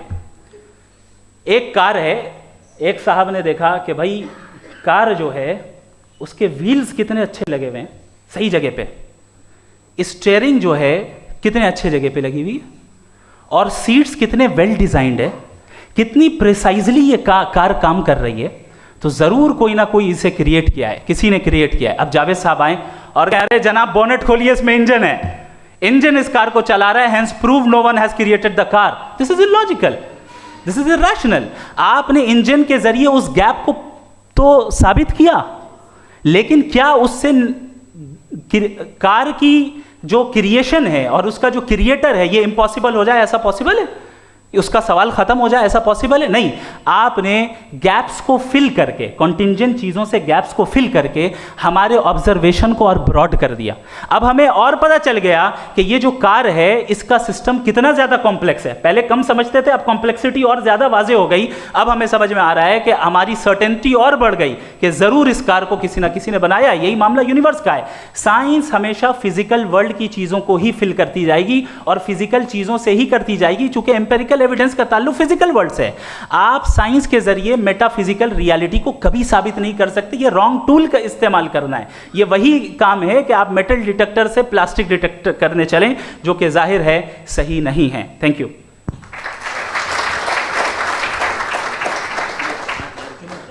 जी, ये आर्ग्यूमेंट का राउंड 2 है। हाँ। 7 मिनट है। पहले तो मैं आपसे अर्ज करूं कि आपने कहा कि जब कायनात ही नहीं थी तो वक्त भी नहीं था, कुछ भी नहीं था। कैसे नहीं था? खुदा था, एक एग्जिस्टेंस तो था ना खुदा का। तो जब खुदा था तो वक्त भी होगा। ऐसा नहीं है कि कुछ भी नहीं था, खुदा था। अच्छा, बाकी एक आपने कहा साहब आप साबित कीजिए, आपके पास भी लॉजिक है या मेरे पास भी लॉजिक है। आप मेरा जिम्मेदारी नहीं है साबित करना कि खुदा है। बर्टन रसल ने बड़ी अच्छी बात कही। बर्टन रसल ने बड़ी अच्छी बात कही। मैं आपसे अगर ये दावा करूं कि एक चाय की केतली मरीख के चारों तरफ घूम रही है, मार्स के चारों तरफ, तो ये आपका काम नहीं है कि आप साबित करें कि कोई चाय की केतली नहीं है। ये मेरा काम है, मैंने दावा किया है। ये दावा तो मजहबी लोग करते हैं कि खुदा है। मैं क्यों साबित करूं कि नहीं है? जब तक आप मुझे कन्विंस नहीं कर देंगे मैं नहीं मानूंगा। आपकी जिम्मेदारी है, मेरी जिम्मेदारी नहीं है। दोयम ये कि ये जो आप कह रहे हैं, जो गैप्स हैं, ये गैप जब जब किसी मज़हब को चैलेंज करते हैं, जब ऐसा कोई बात आती है तो हंगामा हो जाता है कि जब वो चैलेंज करें किसी फेथ को। ये तमाम साइंस जो है इसे मुख्तलिफ जगहों पे मुख्तलिफ वक्तों में मज़हब ने रोकने की कोशिश की है। ये किताब है religion and science, Burton Russell की, पढ़िएगा, अच्छी लगेगी आपको। तारीख़ ही है साइंस, मज़हब की साइंस से उसका यही रिश्ता है। अच्छा, अब ये हम सोचें कि बहरहाल ये वजूद जो है मज़हब और ये बिलीव इन गॉड इंसान को बेहतर बना देता है। तो एक काम कीजिए, हिंदुस्तान वर्ल्ड का नक्शा लीजिए और मार्क कीजिए कि रिलीजन कहाँ कहाँ ज़्यादा है, कहाँ कहाँ, चाहे वो लैटिन अमेरिका हो या मिडल ईस्ट हो या फार ईस्ट हो या हिंदुस्तान के वो इलाके जहाँ मजहबियत ज़्यादा है। रख दीजिए नक्शा अलग। अब दूसरा नक्शा कि कहाँ कहाँ नाइंसाफ़ी, रिप्रेशन, औरतों के हुकूक की पामाली, जुल्म, डिक्टेटरशिप कहाँ है, नक्शा एक ही होगा। तो आप मुझे बताएं कि जो इसका तरकीब इस्तेमाल क्या है, खुदा का तरकीब इस्तेमाल तो बताइए। आप छोटी सी दवा सड़क पे बेचते हैं, उसकी भी तरकीब इस्तेमाल बताते हैं। इसके इस्तेमाल से तो फ़ायदा नहीं हुआ किसी को। जो सारे के सारे ख़राब मुल्क हैं, ख़राब समाज है, वो सारे जुल्म खुदा के नाम पे करते हैं। वो गलत करते हैं, सही करते हैं, मुझे क्या लेना देना उससे। इस्तेमाल से मालूम होता ना। एक विस्की की बोतल कभी शायद देखी हो आपने, लाल रंग की होती है, उस पर रोशनी और छपड़ा इंतहाई खूबसूरत लगती है, क्या बिगाड़ रही है किसी का? उसका इस्तेमाल गलत है, इसलिए आप उसे नापसंद करते हैं। इसका इस्तेमाल गलत है, इस तसव्वुर का इस्तेमाल ही गलत है और हमेशा से गलत हुआ है। आप देख लीजिए, इंसानी तारीख देख लीजिए, आज देख लीजिए, हिंदुस्तान देखिए, दुनिया देख लीजिए, क्या हो रहा है। इसे कैसे इस्तेमाल कर रहे हैं? फेथ वाले लोग क्या फेयर हैं, जस्ट हैं, जो अपने खुदाओं पे यकीन रखते हैं, वो किस तरह के लोग हैं? वो लोगों को इंसाफ देते हैं, वो बेहतर इंसान बने। तो इस दवा का फ़ायदा क्या है? चलो बहुत फ़ायदा हो रहा तो मैं इस्तेमाल कर लूँगा, मुझे तो इस दवा का कोई फ़ायदा दिखता ही नहीं। मुझे तो ऐसा लगता, मैं एक और बात बताऊं, अगर कोई आदमी मजहबी है और अच्छा आदमी है तो मैं उसकी बहुत इज्जत करता हूं, इसलिए कि मेरा ख्याल है मजहबी आदमी का अच्छा होना मुझसे अच्छा होने से ज़्यादा मुश्किल है। भाई हर चीज़ की एक लिमिट है। आप इतना भाग सकते हैं, इतना नहीं भाग सकते, इतना वज़न उठा सकते, इतना नहीं उठा सकते, इतना दूर देख सकते हैं, इतना दूर नहीं देख सकते। उसी तरह कॉमन सेंस कहता है कि आप में नेकी का भी एक कोटा होगा। अब आप अगर सुबह जाते हैं अपनी इबादत गाह और इबादत करते हैं तो बाहर निकलते हैं तो आप तो यही महसूस करते हैं कि आपने एक बहुत अच्छा काम किया, आपकी नेकी का एक बहुत बड़ा कोटा खर्च हो गया जिससे किसी का कोई फ़ायदा नहीं। मैं तो नहीं जाता हूँ तो मुझे तो किसी को खाना खिलाना पड़ेगा, किसी बेवा की मदद करनी पड़ेगी। मैं अपना कोटा कैसे कंज्यूम करूं? आप अपना कोटा, सारे मजहबी लोग इंतहाई यूजलेस कामों में यूज़ करते हैं। उसके बाद भी अगर आप में बच्ची है थोड़ी सी शराफत, तो भाई वाह क्या बात है।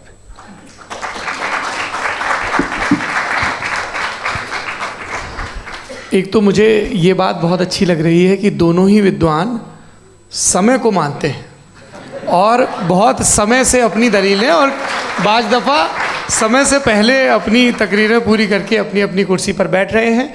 ये इस आर्ग्यूमेंट का राउंड 2 पूरा हुआ। अब रिबटल का राउंड 2 है और उसके बाद क्रॉस एग्जामिनेशन होगा। नहीं, आपका आर्ग्यूमेंट हो गया सर।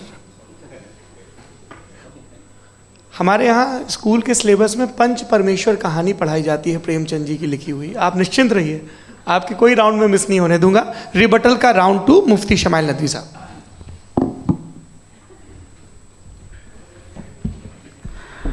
असल में जो हकीकी प्रॉब्लम है, असल प्रॉब्लम है वो ये है कि जावेद साहब के पास कॉन्सेप्ट ऑफ गॉड क्लियर नहीं है। इन्होंने कहा कि कायनात से पहले खुदा तो था, तब भी तो टाइम होगा। ये टाइम कायनात का हिस्सा है। हम खुदा, उस खुदा को मानते हैं नेसेसरी बीइंग का टाइमलेस होना ज़रूरी है, चूँकि वो टाइम का क्रिएटर है। जब उसने टाइम को क्रिएट किया तो वो खुद टाइम पे कैसे होगा? उसने जब स्पेस को क्रिएट किया तो खुद स्पेस में कैसे होगा? अगर वो टाइम एंड स्पेस को पहले से ही उसका पाबंद है तो फिर किस चीज़ को उसने क्रिएट किया?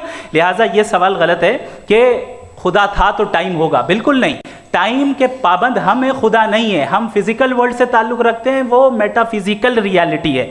दूसरी चीज़ इन्होंने मिसाल दी कि चाय की केतली हवा में घूम रही होगी, और पता नहीं शायद वो बर्टन रसल का उन्होंने हवाला दिया। बहरहाल यही प्रॉब्लम है। प्रॉब्लम यही है कि हम चीज़ों के दरमियान डिफ्रेंशिएट नहीं कर पाते हैं।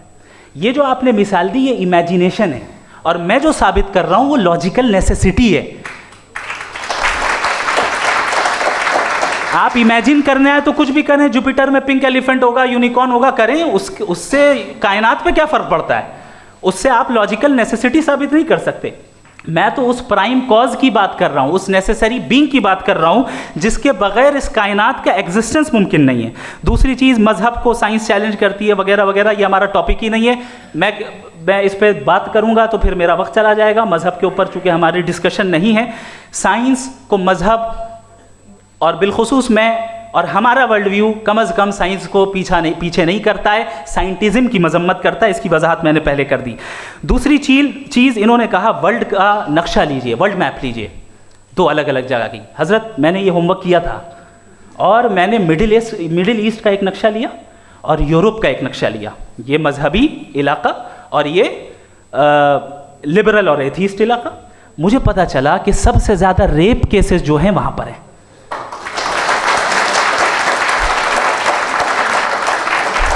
मुझे ये पता चला यूएन की रिपोर्ट के मुताबिक, मैं ये अपने घर से नहीं लेके आ रहा, कि जो वर्किंग वुमेन है यूरोपियन कंट्रीज में, उसमें 81% वुमेन सेक्सुअल हैरेसमेंट का वर्क में शुमार हो रही है। ये मिडिल ईस्ट में नहीं हो रहा है, वो मजहबी लोग हैं इसलिए नहीं हो रहा है। दूसरी चीज़ आपने ये कहा कि मजहबी आदमी का अच्छा होना हमारे अच्छे होने से बहुत मुश्किल है, बहुत मुश्किल है। तो इसका मतलब यह है कि गॉड के अलावा आपके पास अच्छे और बुरे का कोई स्टैंडर्ड है।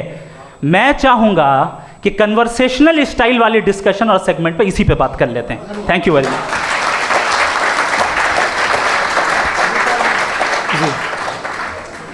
ये रिबटल का राउंड 2 है, आपके पास 5 मिनट का वक्त है और इसके बाद क्रॉस एग्जामिनेशन शुरू करेंगे। आप चाहें तो जो इन्होंने सवाल पूछे उनके जवाब आप रिबटल में भी दे सकते हैं। जी जी, देखिए पहले तो ये बात कि ये मिसाल गलत नहीं है, गलत है। इन्होंने पहले ही हमको डिसार्म कर दिया, कह लिया अकल से मामला सॉल्व नहीं हो सकता, लॉजिक से आप पहुंच नहीं सकते। ये एक मेटाफिजिकल चीज़ है। मेटाफिजिकल अजीब सा लफ्ज़ है, ठीक से किसी को माने नहीं मालूम इसके, तो ऐसा लगता है कुछ बड़ी चीज़ है। अरे भाई क्या होता है मेटाफिजिकल, बताओ, खड़ी हो। ये एक लफ्ज़ है जो कहीं भी इस्तेमाल हो जाता है। जब आप एक बात कर रहे हैं और आप मुझसे बहस कर रहे हैं तो मुझे मेटाफिजिकल मत बताइए, आप लॉजिकली मुझे प्रूव किए। और अगर लॉजिकली आप नहीं बात करते साहब ये मेटाफिजिकल है, तो फिर हम आप बात क्या कर रहे हैं? मेरा आपका किस ज़बान में कॉन्वर्सेशन होगा? और ये कहना कि वक्त पहले नहीं था, तो फिर क्यों कहते हैं ये हमेशा से और हमेशा रहेगा? हमेशा वक्त है, तो आप कैसे कहते हैं वो हमेशा से है और हमेशा रहेगा? हमेशा का मतलब है कोई वक्त, अगर वक्त ही नहीं है तो हमेशा कैसे? बाहर वो रहेगा।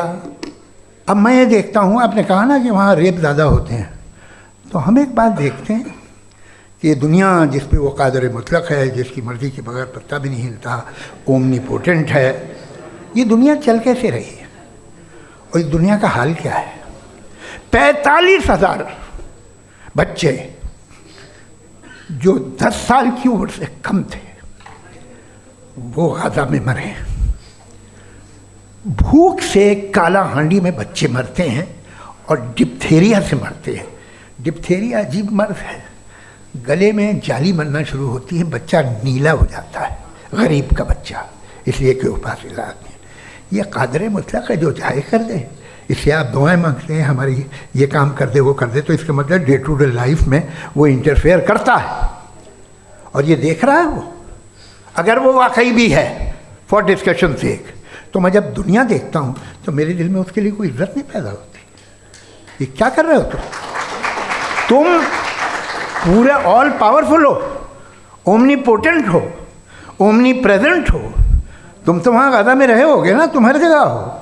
तुम देख रहे थे कि बच्चे की कैसे धज्जियाँ उड़ रही, तुम देख रहे थे और तुम चाहते हो मैं तुम्हारी परस्तिश करूँगा, तुम हो भी।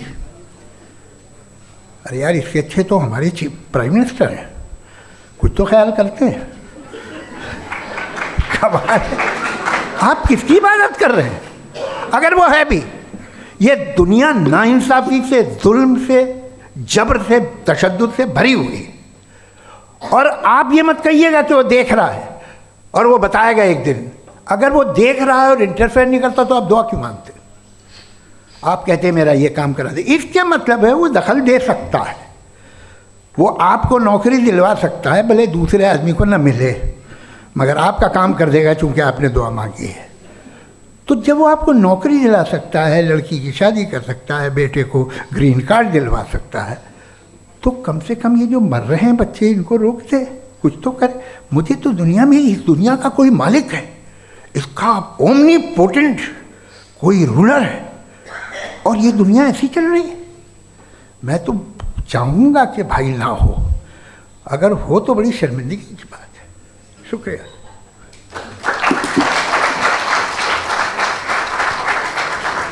देवियों और सज्जनों, इस बहस के 2 राउंड और 2 रिबटल पूरे हो चुके हैं। अब सबसे ज़रूरी और सबसे मुश्किल राउंड शुरू हो रहा है, क्रॉस एग्जामिनेशन का। अब इन विद्वानों की सज्जनता की एक परख भी होगी और वक्त हमने 16 मिनट का तय किया है।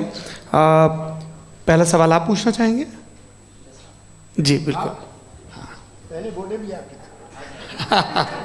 आप माइक ले लीजिएगा हाथ में, ये नीचे से ऑन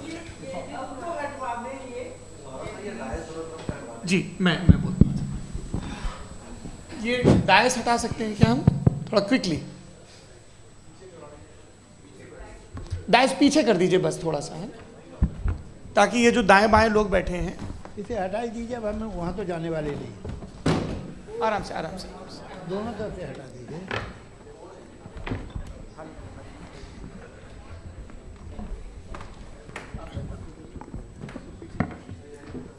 इस बीच आप लोग भी अपने अपने सवाल तैयार कर लें। ये ध्यान रखेंगे कि मैं यहाँ से सवाल लूँगा, आप लोगों को अपना हाथ ऊपर करना है, अपना नाम बताना है और अधिकतम 3 वाक्यों में अपना सवाल पूरा करना है। कई लोग सवाल की जगह भाषण देने लगते हैं, उससे आज बचना है। जी मुफ्ती साहब, पहला सवाल आपका, 16 मिनट हैं, हम दोनों लोगों के सवाल लेंगे। जी जी बहुत शुक्रिया। आपकी जो अभी बात हुई बहुत अहम थी, मैं इसको चाहूँगा कि आगे डिस्कस करूँ, लेकिन चूँकि अभी ये वो सेगमेंट है क्रॉस एग्जामिनेशन, तो सबसे पहला सवाल आपसे ये है कि जो मैं इतनी देर से कॉन्टिंजेंसी आर्ग्यूमेंट आपको बता रहा था, ये अकल से ही बता रहा था हजरत, आप ये बताएं कि आप इन्फिनिट रीग्रेस ऑफ कॉजेज को पॉसिबल मानते हैं या नेसेसरी बीइंग के एग्जिस्टेंस को सही समझते हैं? चूँकि 2 ही ऑप्शन हो सकता है, आप ये बताएं। देखिए, आपको मैं ईमानदारी से बात करूं, एक तो मैं कॉन्टिजेंसी वर्ड ठीक से समझता नहीं, और इस वक्त भी जो आपने अंग्रेज़ी के अल्फाज इस्तेमाल किए वो ज़रा थोड़े से मुझे डिफ़िकल्ट और कॉम्प्लिकेटेड लगे, तो आप ज़रा सिंपल ज़बान में सवाल कर सकते हैं? बिल्कुल कर सकता हूँ जी। यूनिवर्स की हर चीज़ कॉन्टिंजेंट होने का मतलब ये है कि वो अपने एग्जिस्टेंस में किसी के ऊपर डिपेंडेड है। जो भी चीज़ डिपेंडेड होगी वो चीज़ इंडिपेंडेंट नहीं हो सकती, तो उसका कोई ना कोई कॉज होगा। तो अब आप क्या समझते हैं कि ये इन्फिनिट रीग्रेस है, यानी कॉज पर कॉज, कॉज पर कॉज, कॉज पर कॉज, और कभी कोई यानी ये एंडलेसली चलता रहा? क्योंकि अगर ऐसा होगा तो हम तो एग्जिस्टेंस में आते ही नहीं। लॉजिकली ये मुत्तफक अलैह चीज़ है, मुत्तफक अलैह, अग्रीड अपॉन। इस पे हमने एग्री किया था कि मुश्किल शब्द आएगा तो अर्थ बताना पड़ेगा। तो इन्फिनिट रीग्रेस तो पॉसिबल नहीं है, तो कहीं ना कहीं आपको रुकना पड़ेगा ऐसे नेसेसरी बीइंग पर। नहीं, कोई ज़रूरत नहीं रुकने की। किसने कहा आप रुकना पड़ेगा? आप रुकते हैं खुदा पे, आप नहीं रुकते। आप कहते हैं वो हमेशा से, जब उस वक्त से जब वक्त नहीं था।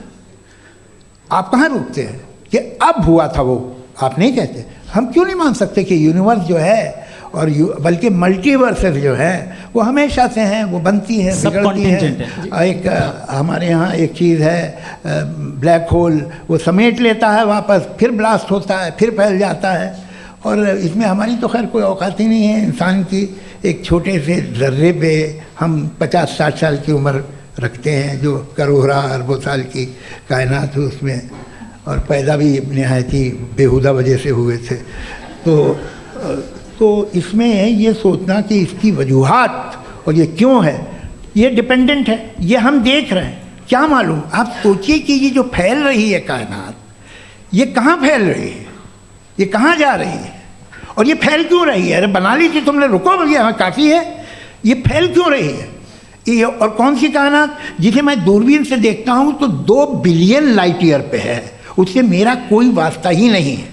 2 बिलियन ईयर यानी अगर मैं 80,000 माइल्स पर सेकेंड से चलूँ तो 20 करोड़ साल में वहाँ पहुँच जाऊँगा। इसकी ज़रूरत क्या थी? ये दुनिया, ये कायनात तो इंसान अशरफुल मखलूक़ात के लिए बनाई गई ना। तो ये सब ये टर्म समझ में नहीं आया, इसमें कोई ख़ास समझने वाली बात थी भी नहीं। ये जो अल्टीमेट कहा यह जाता है कि ये जो पूरी यूनिवर्स है, ये जो दुनिया है, ये इंसान के लिए बनाई गई। अच्छा, ये सब इंसान के लिए। क्यों साहब, सही है ना? बिल्कुल, लेकिन इसका ये मतलब नहीं कि किसी चीज के पीछे रीजन आपको नहीं पता तो रीजन नहीं है, इसे कहते हैं नहीं, from limited perspective। मुझे नहीं पता, लेकिन मेरी जिम्मेदारी नहीं है। वो बिल्कुल सही कहा था उसने, बर्टन रसल ने, आपने उसे मजाक में टाल दिया कि भाई आप एक दावा कर रहे हैं, मैं क्यों कहूँ कि ये गलत है दावा, आप प्रूफ कीजिए, मेरे पे जिम्मेदारी ही नहीं है, मैंने थोड़ी कहा है, आप प्रूफ कीजिए कि ये सही है। आप आर्ग्यूमेंट ऑफ कंटिंजेंसी आप का जवाब कोई ही नहीं दे सवाल रहे हैं। पूछना चाहेंगे? है? आप सवाल पूछना चाहेंगे मुफ्ती साहब से? क्योंकि ये क्रॉस एग्जामिनेशन का दौर है। आप जैसे पहले बोल रहे थे फेथ को लेके कुछ, मैं ये पूछना चाहूँगा कि खुदा ने जो भी रेवलेशन किए हैं, एक मज़हब के लिए बहुत से मज़हबों में किए हैं, अलग अलग रेवलेशन है, कहीं कुछ एक बातें हैं, कॉन्ट्रडिक्शन भी है आपस में, कहीं कुछ आप कर सकते हैं, कहीं कुछ नहीं कर सकते। ऐसा नहीं है कि सबकी कोड ऑफ मॉरल एक है। तो ये किस्सा क्या है?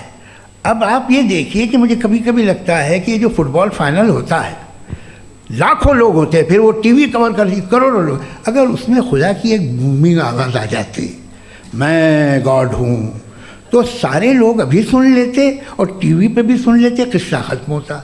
ये इतनी राजदारी क्या है कि तुम सामने कुछ तो सबूत दे दो हमें सॉलिड, ये कह साहब ये यूनिवर्स कैसे बनी, इससे मसला क्या हल होगा? मैं पूछूंगा आपसे खुदा कैसे बना, क्यों नहीं पूछूंगा कैसे बना? बल्कि वो तो कायनात से कहीं ज़्यादा इंटेलिजेंट है, कायनात से कहीं ज़्यादा कॉम्प्लेक्स, जी वो हमेशा से है। आप कहेंगे मैं मान लूँगा। अच्छा, दोयम वो कादिर मुतलक, यानी कादिर मुतलक का मतलब ओमनीपोटेंट, वो जो चाहे कर सकता है, आपको नौकरी दिलवा सकता है, आपकी अच्छी जगह शादी करवा सकता है, आपके पड़ोसी का मुकदमा हरवा सकता है, आपको जिता सकता है, सब काम करता है। थोड़ा सा माइक क्लोज जी। वो इस दुनिया को चला कैसे रहा है? ये दुनिया कैसे चल रही है? आपको इस पर हैरत नहीं होती? या क़यामत के बाद कभी एक जस्टिस होगा, जब ये बच्चा मर चुका होगा, जिसकी धज्जियाँ उड़ गई बम से, इसको इंसाफ मिलेगा तब? अच्छा, अब जवाब दूं? हाँ जी, मैं वही इसीलिए आप की तरफ आता। सबसे पहले आपने रेवलेशन और स्क्रिप्चर्स की बात की, इस पे मैं बात कर सकता हूं, लेकिन आज नहीं करूंगा चूंकि वक्त कम है, कभी और इस पे डिस्कस करेंगे। मैं तैयार हूं उस पे भी बात करने के लिए। ये अभी से राउंड 2 की भूमिका तय हो रही है। Does God exist round 2? जी, चूंकि आज गॉड के एग्जिस्टेंस पे बात है, तो मैं उसी के रिलेटेड जो है आपके सवालात को एंटरटेन भी करूंगा और मैं भी पूछूंगा। आपने कहा कि आपने साबित ही नहीं किया, जबकि आर्ग्यूमेंट ऑफ कॉन्टिजेंसी बुनियादी आर्ग्यूमेंट है। आप मुझे कॉन्टिजेंसी का मतलब बताइए, आपका मतलब क्या कॉन्टिजेंसी? कॉन्टिजेंसी का मतलब ये हुआ कि हर वो वजूद जो किसी भी चीज़ का पाबंद है, हर वो वजूद या हर वो चीज़ जो अपने एग्जिस्टेंस में किसी भी चीज़ के पाबंद है और उससे बाउंड है, उसको उसकी ज़रूरत है, उस पर डिपेंड करती है, तो जाहिर सी बात है कि उसका कोई ना कोई कॉज होता है। ये तो अक्ल की बात है। ये आप रीजनिंग की बात करते हैं, मैं वही कर रहा हूँ। दूसरी चीज़, आपने ये बात कही कि इतने बिलियन लाइट ईयर्स दूर है, उसका मेरा क्या लेना देना। फिर मेरे ख्याल से आपको ये नहीं कहना चाहिए I think therefore I am an atheist. आपको सोचना चाहिए, सिर्फ आप एक लिमिटेड दायरे में रहकर नहीं सोचें, बल्कि बाहर निकलकर सोचें। आपने तीसरा सवाल किया, आपने 2-3 सवाल एक साथ। ऐसी बातें ना कीजिए, कुछ को इतराज़ हो जाएगा आप पे कि आप कुछ भी सोचिए। ये इजाज़त आपको है नहीं, मुझे है।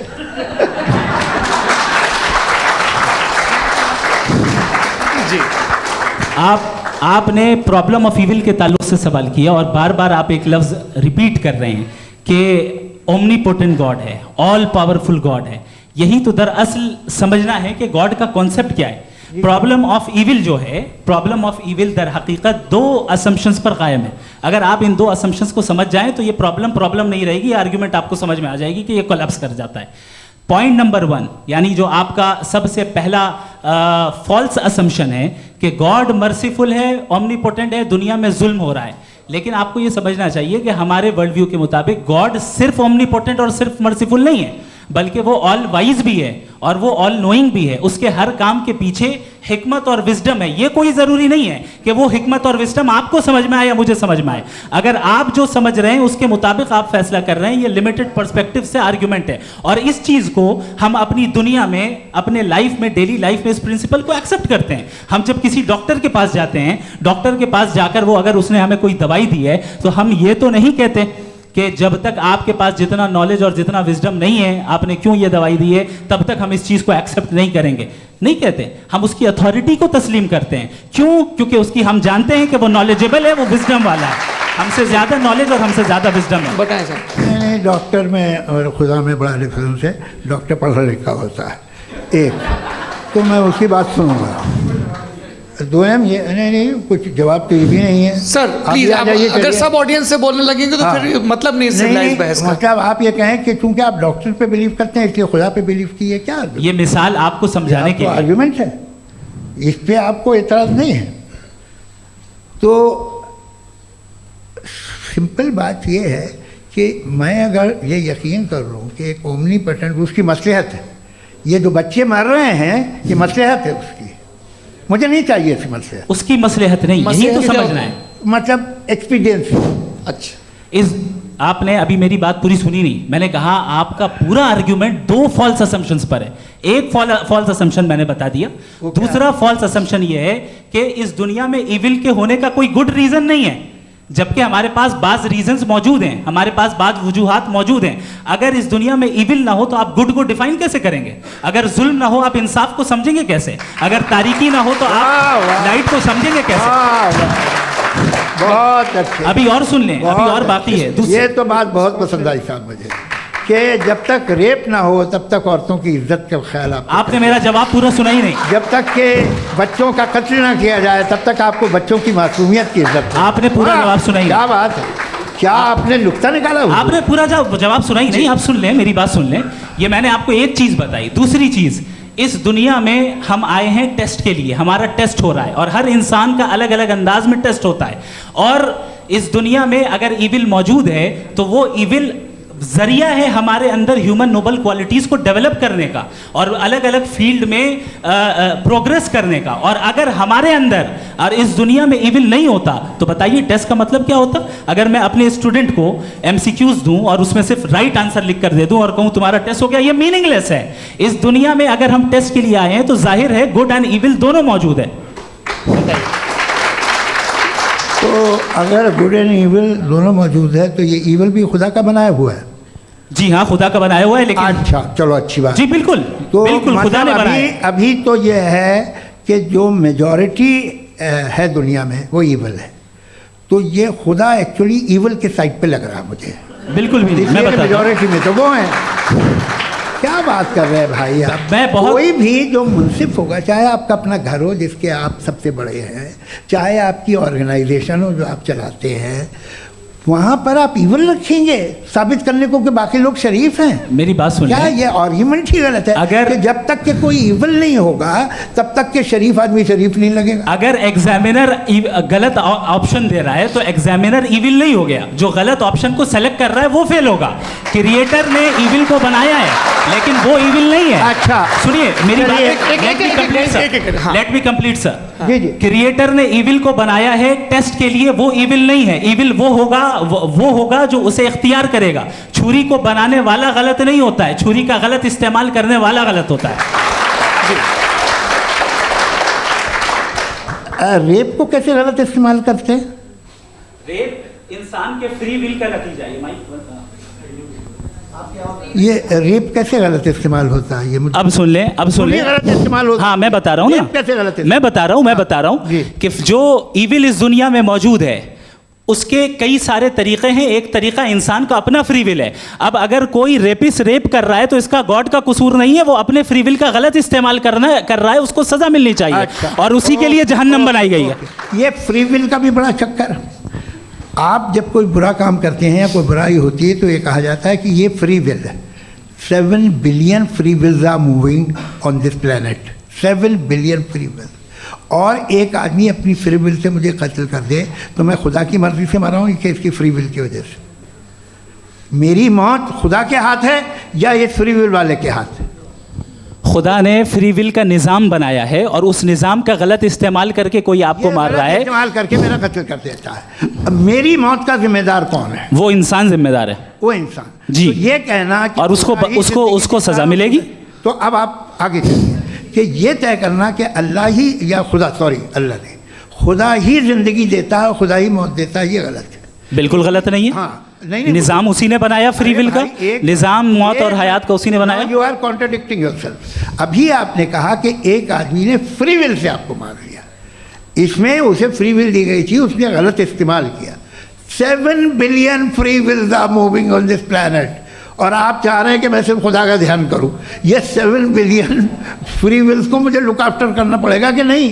ये तो तबाहियां कर रही हैं और तबाहियां ज़्यादा हो रही हैं। बिल्कुल। तो अगर आप बताएं अगर खुदा नहीं है फॉर एग्जाम्पल, तो आप ईविल को कैसे डिसाइड करेंगे? यानी how can you define evil objectively without God? Evil को डिफाइन करिए। देखिए, दुनिया में 2 तरह के जानवर हैं, एक जो अकेले रहते हैं जंगल में और एक जो ग्रुप्स में रहते हैं। ग्रुप में जो भी रहेगा, चाहे वो आपका फाउंडेशन हो, चाहे कोई क्लब हो, चाहे कोई पॉलिटिकल पार्टी हो, चाहे कोई यूनिट हो, उसमें आपको इंटरैक्ट करने के रूल बनाने पड़ेंगे। यानी लोग तय करेंगे। लोग तय करेंगे। अगर लोगों ने ये तय किया कि किसी का रेप करना सही, आप जस्टिफाई करेंगे? नहीं, आपका फाउंडेशन तो ये हो गया ना कि लोग ही विल डिसाइड करेंगे। नहीं, अरे दुनिया में ऐसे ग्रुप्स हैं जो रेप को जायज़ मानते हैं सर्टेन हालात में। मैं डिटेल में नहीं जानूंगा, आप भी जानते हैं। ये जो आईसिस वाले थे जिन्होंने क्या किया था, तो उन्होंने क्या किया उसका खुदा से कोई ताल्लुक नहीं है सर। मैंने सिंपल सवाल किया कि ईविल को आप डिफाइन करते कैसे हैं? आइए वापस आइए जी। आप साथ में तभी रह सकते हैं जब कुछ आप ऐसे उसूल डेवलप करें जिसमें हर एक का बेसिक तहफ़्फ़ुज़, हर एक का बेसिक राइट हो और हर एक को कोई आराम मिले। यही तरीक़ा है किसी भी ऑर्गेनाइजेशन जिसमें एक से ज़्यादा लोग हैं और वो ऐसे चलती है ज़िंदगी। उसमें अगर आप गड़बड़ करेंगे तो तबाही होगी, नुकसान होगा, बर्बादियाँ आएंगी। और अगर उसमें आप घर ले लीजिए ना, एक हस्बैंड है, एक वाइफ है, बच्चे हैं, वालदा भी हैं, 2 बहनें भी हैं, एक भाई भी है। अब इसमें कोई निज़ाम आपको चाहिए साथ में रहने का, और एक दूसरे पे भरोसा रहे, एक दूसरे के बहीख्वाह हों, एक दूसरे की मदद करें, ऐसी ज़िंदगी। सर आपकी बात आ गई। आप ये कह रहे हैं कि लोग डिसाइड करेंगे क्या सही है क्या गलत है, यही है? मेजॉरिटी डिसाइड करेगी क्या सही है क्या गलत है? अरे भाई बिल्कुल। मेजॉरिटी अगर ये कहे कि नाजी जर्मनी के साथ जिस तरह मेजॉरिटी थी कि जेनोसाइड करना सही, आप जस्टिफाई करेंगे? उस वक्त आपका ये सवाल सिर्फ उसके बाद क्लोजिंग। हाँ, उस वक्त प्लेनेट पे जो लोग थे, उनमें कितने लोग हिटलर को सही समझते? अच्छा, प्लेनेट की मेजॉरिटी तय करेगी, सोसाइटी की नहीं। प्लेनेट की मेजॉरिटी गॉड के एग्जिस्टेंस को सही मानती है, आप क्यों नहीं मानते?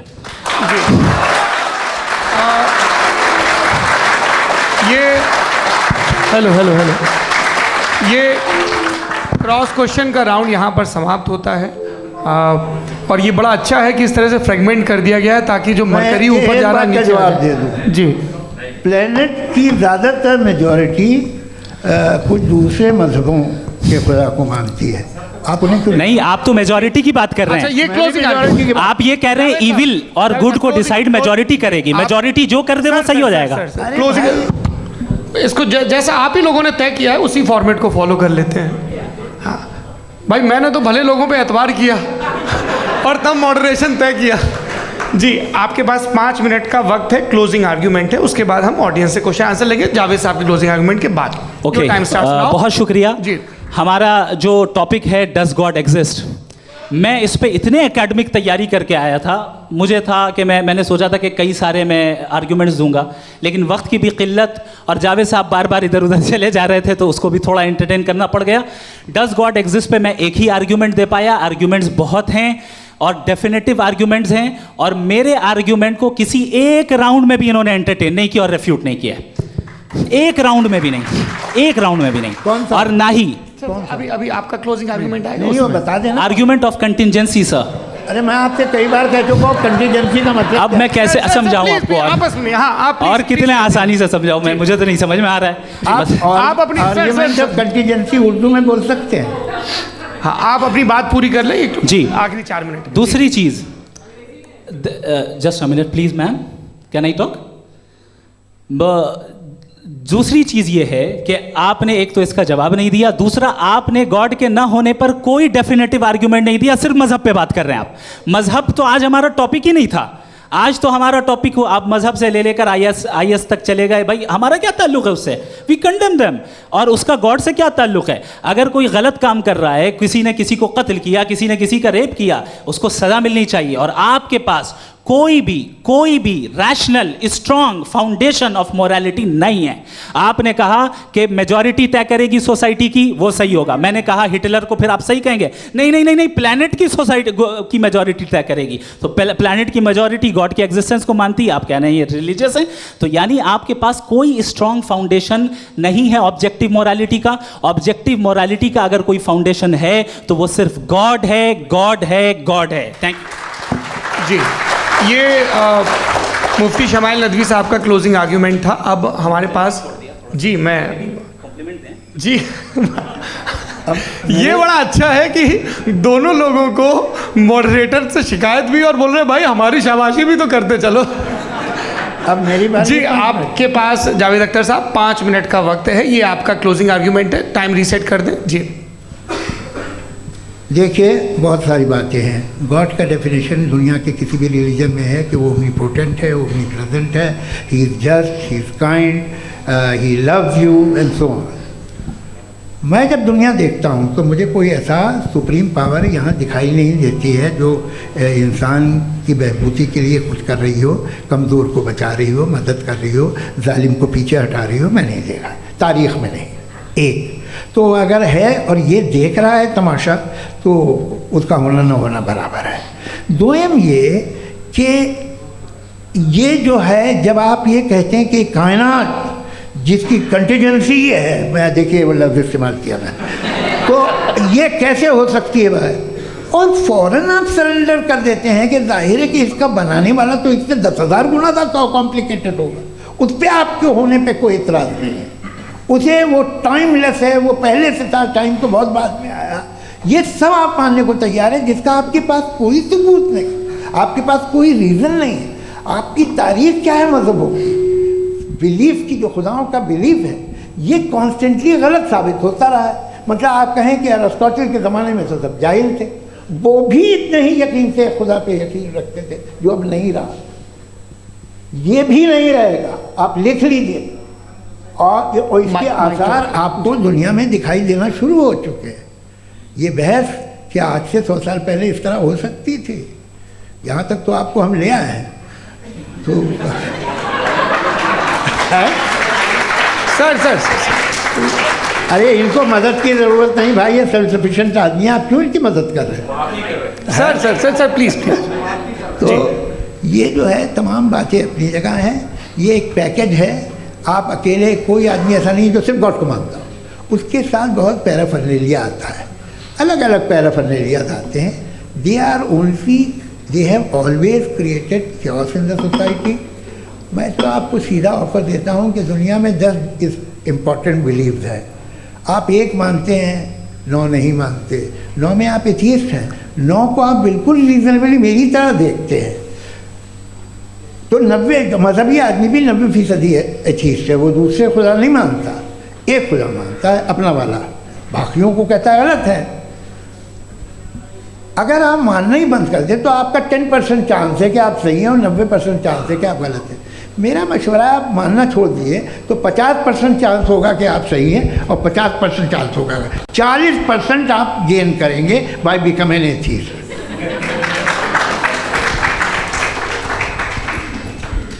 ये एक फरसूदा ख्याल है, ये ख़त्म हो रहा है। हो सकता है मेरी ज़िंदगी में ना हो, लेकिन ये हो जाएगा। जो बातें ये इनको आप मेटाफिज़िकल, ये वो ऐसे रिस्पेक्टेबल टर्म दे दिए, ये तो उन लोग के हैं जिन्हें ना फिज़िक्स मालूम थी ना मेटा मालूम था, ये उन्होंने आपको दिए हैं। जी बहुत शुक्रिया आप दोनों लोगों का। और अब इस बातचीत का आखिरी राउंड शुरू होगा, डज गॉड एग्जिस्ट की ये बहस मुफ्ती शमाइल नदवी और जावेद अख्तर साहब के बीच। आप लोग अपने अपने हाथ ऊपर करेंगे, मैं यहाँ से तय करूँगा। और माइक हमारे पास है क्या? एक ही माइक है ऑडियंस के लिए? 2 माइक है, एक इस तरफ एक इस तरफ, ठीक है। तो जी सबसे पहले हमारी सहयोगी हैं मारिया शकील जी, पूछिए सवाल। थोड़ा सा रुकेंगे ताकि कैमरे का फ्रेम आप पर आ जाए, आपकी तो प्रैक्टिस है टीवी की। जी नदवी साहब, मैं खुदा को मानती हूँ पहले मैं इसी प्रमाइस से शुरू कर रही हूँ और ये बता रही हूँ आपको, मैं मानती हूँ, लेकिन कुछ सवाल हैं जो जावेद साहब ने उठाया, उसका जवाब आपको देना चाहिए। पहला सवाल ये कि गज़ा में सालों से छोटे बच्चे मर रहे हैं, वो उनको अगर खुदा मर्सीफुल है, हम मानते हैं कि अल्लाह ताला में बहुत ताकत है, तो वो बच्चे क्यों मर रहे हैं। दूसरी बात ये कि अगर कंटिजेंसी की जो आप बात करते हैं, पूरे मुस्लिम ममालिक मिल कर के भी उन गज़ा के बच्चों को क्यों नहीं बचा पा रहे हैं, क्योंकि अगर वो चाहते, क्योंकि अल्लाह ताला उन पर हुकूमत करते हैं, सब पर हुकूमत करते हैं, तो वो उनको क्यों नहीं बचा पाते। जी थैंक यू वेरी मच। बहुत अच्छा किया आपने इस चीज़ को जिक्र कर दिया, मैं इसको और अच्छे से एक्सप्लेन करने की कोशिश करता हूँ। देखें, जहाँ तक आपने कहा कि गज़ा के बच्चों को मारा जा रहा है, देखें दो वर्ल्ड व्यू है, एक एथीस्टिक वर्ल्ड व्यू, एक थीस्टिक वर्ल्ड व्यू है। बच्चे मर रहे हैं दोनों वर्ल्ड व्यू में, लेकिन हमारा वर्ल्ड व्यू कह रहा है कि रिकॉम्पेंस है, ये कह रहे हैं कि उनका मरना बेकार जाने वाला है, कोई उसका रिकॉम्पेंस नहीं है, चूँकि इनके यहाँ आखिरत और अल्लाह का कोई तसव्वुर या गॉड का कोई तसव्वुर नहीं है। आपने ये सवाल किया कि गॉड मर्सीफुल है, क्यों नहीं रोकता। ये मैंने बताया कि ये मिसकंसेप्शन है लोगों के दरमियान कि गॉड को सिर्फ मर्सीफुल और ओमनीपोटेंट समझते हैं। गॉड के सिर्फ यही दो एट्रीब्यूट्स नहीं हैं, गॉड के कई सारे एट्रीब्यूट्स हैं, उनमें से अल हकीम भी है, उनमें से ऑल वाइज भी है, ऑल नोइंग भी है। लिहाजा अगर इस दुनिया में किसी को तकलीफ आ रही है और गॉड उसको नहीं रोक रहा है, वो इसलिए नहीं रोक रहा है चूंकि इंसानों को फ्री विल दिया गया है। ठीक इसी तरीके से अगर एक डॉक्टर किसी छोटे बच्चे को इंजेक्शन लगा रहा है, उसे तकलीफ पहुंच रही है, उसके लिमिटेड पर्सपेक्टिव के एतबार से ये गलत हो रहा है और डॉक्टर बुरा है, लेकिन जब आप ब्रॉडर पिक्चर को देखेंगी, आपके और हमारे पास सिर्फ एक पिक्सल है, हमें इतना नज़र आ रहा है कि गज़ा में कत्ल हो रहा है, लेकिन इसके पीछे कितना रिकॉम्पेंस उनको मिलने वाला है, पूरा पिक्चर गॉड के पास है। तो एक पिक्सल से आप पूरे पिक्चर को कभी भी जज नहीं कर सकती। आप इसमें कुछ जोड़ना चाहेंगे? आपको कुछ बोलना है इसमें? भैया आपने बहुत अच्छा जस्टिफिकेशन दिया, या आप वो जो वहाँ के प्राइम मिनिस्टर इजराइल के उन्हें भेजिए, वो बहुत खुश होंगे। आप जस्टिफिकेशन दे देना कि अगर गॉड नहीं है तो बच्चे क्यों मर रहे हैं, आप बताएं। वो ये सवाल पूछ रहे हैं कि अगर आप ईश्वर का अस्तित्व नहीं मानते हैं तो उन बच्चों की मौत को आप कैसे इंटरप्रेट करते हैं?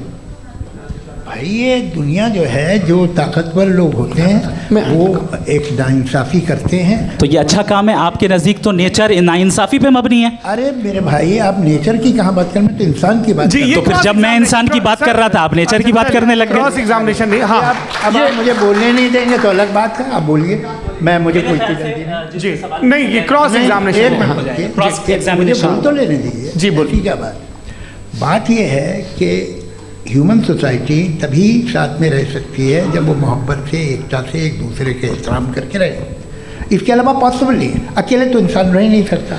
वहाँ पर कुछ लोग हैं जो फाउल करते हैं, वो फाउल हमेशा से तारीख में होता आया है। आज ये हो रहा है, जो हो रहा है बहुत बुरा हो रहा है, बहुत जालिमाना है, बहुत जाबराना है। उसको आप कहें कि ये बच्चों को कॉम्पनसेशन मिल जाएगा या इसकी इंजेक्शन है, इंजेक्शन तो हेल्थ के लिए दिया जाता है। आप ये कह रहे हैं कि ये बच्चों की जो धज्जियाँ उड़ रही हैं ये इंजेक्शन है, ये टेस्ट है, ये टेस्ट है, और उस टेस्ट में उनको ऐसा रिकॉम्पेंस मिलेगा जो आपके तसव्वुर के बाहर है। ये आप 3 बरस के बच्चे को बारूद से उड़ा के टेस्ट ले रहे हैं। वाह, वो नहीं ले रहा है, खुदा नहीं उड़ा रहा है, इजराइल उड़ा रहा है जी। ये तो उसको कंडेम अगला सवाल लेते हैं प्रोफेसर पुरुषोत्तम अग्रवाल। मुफ्ती साहब, एक निवेदन आपसे है कि कम से कम थोड़ा सा माइक क्लोज, एक रिलीजियस और फिलॉसफिकल मैं प्लीज, एक रिलीजियस और फिलॉसफिकल ट्रेडिशन है जो ब्रह्मांड को यानी यूनिवर्स को ही अंतिम मानती है। सर्वम खलु इदम ब्रह्मम, this is Chandogya Upanishad, and it completely rules out the existence or necessity, आपके शब्दों में necessity of a creator. The creation itself is the creator. तो एक मिनट प्लीज।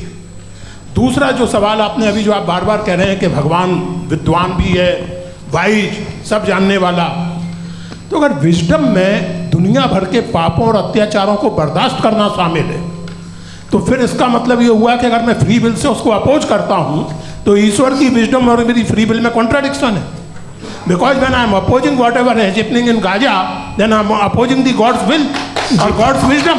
जवाब लेते हैं क्योंकि तो गॉड की विजडम, एक मिनट सर प्लीज सर, ये एक जुमला, गॉड की विजडम है कि गाजा में जो कुछ हो रहा है वो हो रहा है, मैं उसको अपोज कर रहा हूँ, तो मैं गॉड की विजडम के खिलाफ जा रहा हूँ। एक सवाल। दूसरा ये नहीं, आपने दो ऑलरेडी। सर आप और सवाल कर लें, लेकिन मुझे दो जवाब दे सर, दें। सर, पहले आपने ये कहा, सुनिए मेरी बात सुनिए। भाई इजराइल के गॉड के मुताबिक तुम्हारा ठीक हो रहा है ना? नहीं हो रहा है, ठीक नहीं हो रहा है, मैं बता रहा हूँ क्या हो रहा है। आप तशरीफ रखें, मैं बता रहा हूँ क्या हो रहा है। Let me complete please. एक सेकंड गाइस, एक सेकंड। ये देखिए, ऐसा है कि ये सब बड़ा आपस में विचार विमर्श के बाद ये तय हुआ था कि कुछ नियम बना लिए जाएं ताकि एक टाइम बाउंड बातचीत चले। और भाई साहब, आप बड़ा ज़रूरी काम कर रहे हैं, लेकिन कैमरे के फ्रेम में आके उस काम को गड़बड़ कर दे रहे हैं। ठीक है गुरु, अब मेरे को कहीं का गुस्सा कहीं निकालना था, सॉरी। नहीं, कोई गुस्सा नहीं है जी। तो प्रोफेसर ने सवाल पूछे, आप उनके जवाब दें, और थोड़ा ये सब लोग थोड़ा ख्याल रखें भाई, सवाल संक्षिप्त रखें जी। आपने दो सवाल किया। सबसे पहला ये कहा कि हमारे पास ये कॉन्सेप्ट है कि ये यूनिवर्स खुद नेसेसरी बीइंग है, creation itself is the creator. How irrational is this कि मैं एग्जिस्ट करूंगा बाद में, लेकिन अभी एग्जिस्ट कर भी रहा हूं, यानी एक ही टाइम में एग्जिस्ट भी कर रहे हैं, नहीं भी कर रहे हैं। This is not true. दूसरी चीज आपने कहा कि अगर इजराइल में, सॉरी माफ कीजिएगा, Israel doesn't exist, occupied Palestine में अगर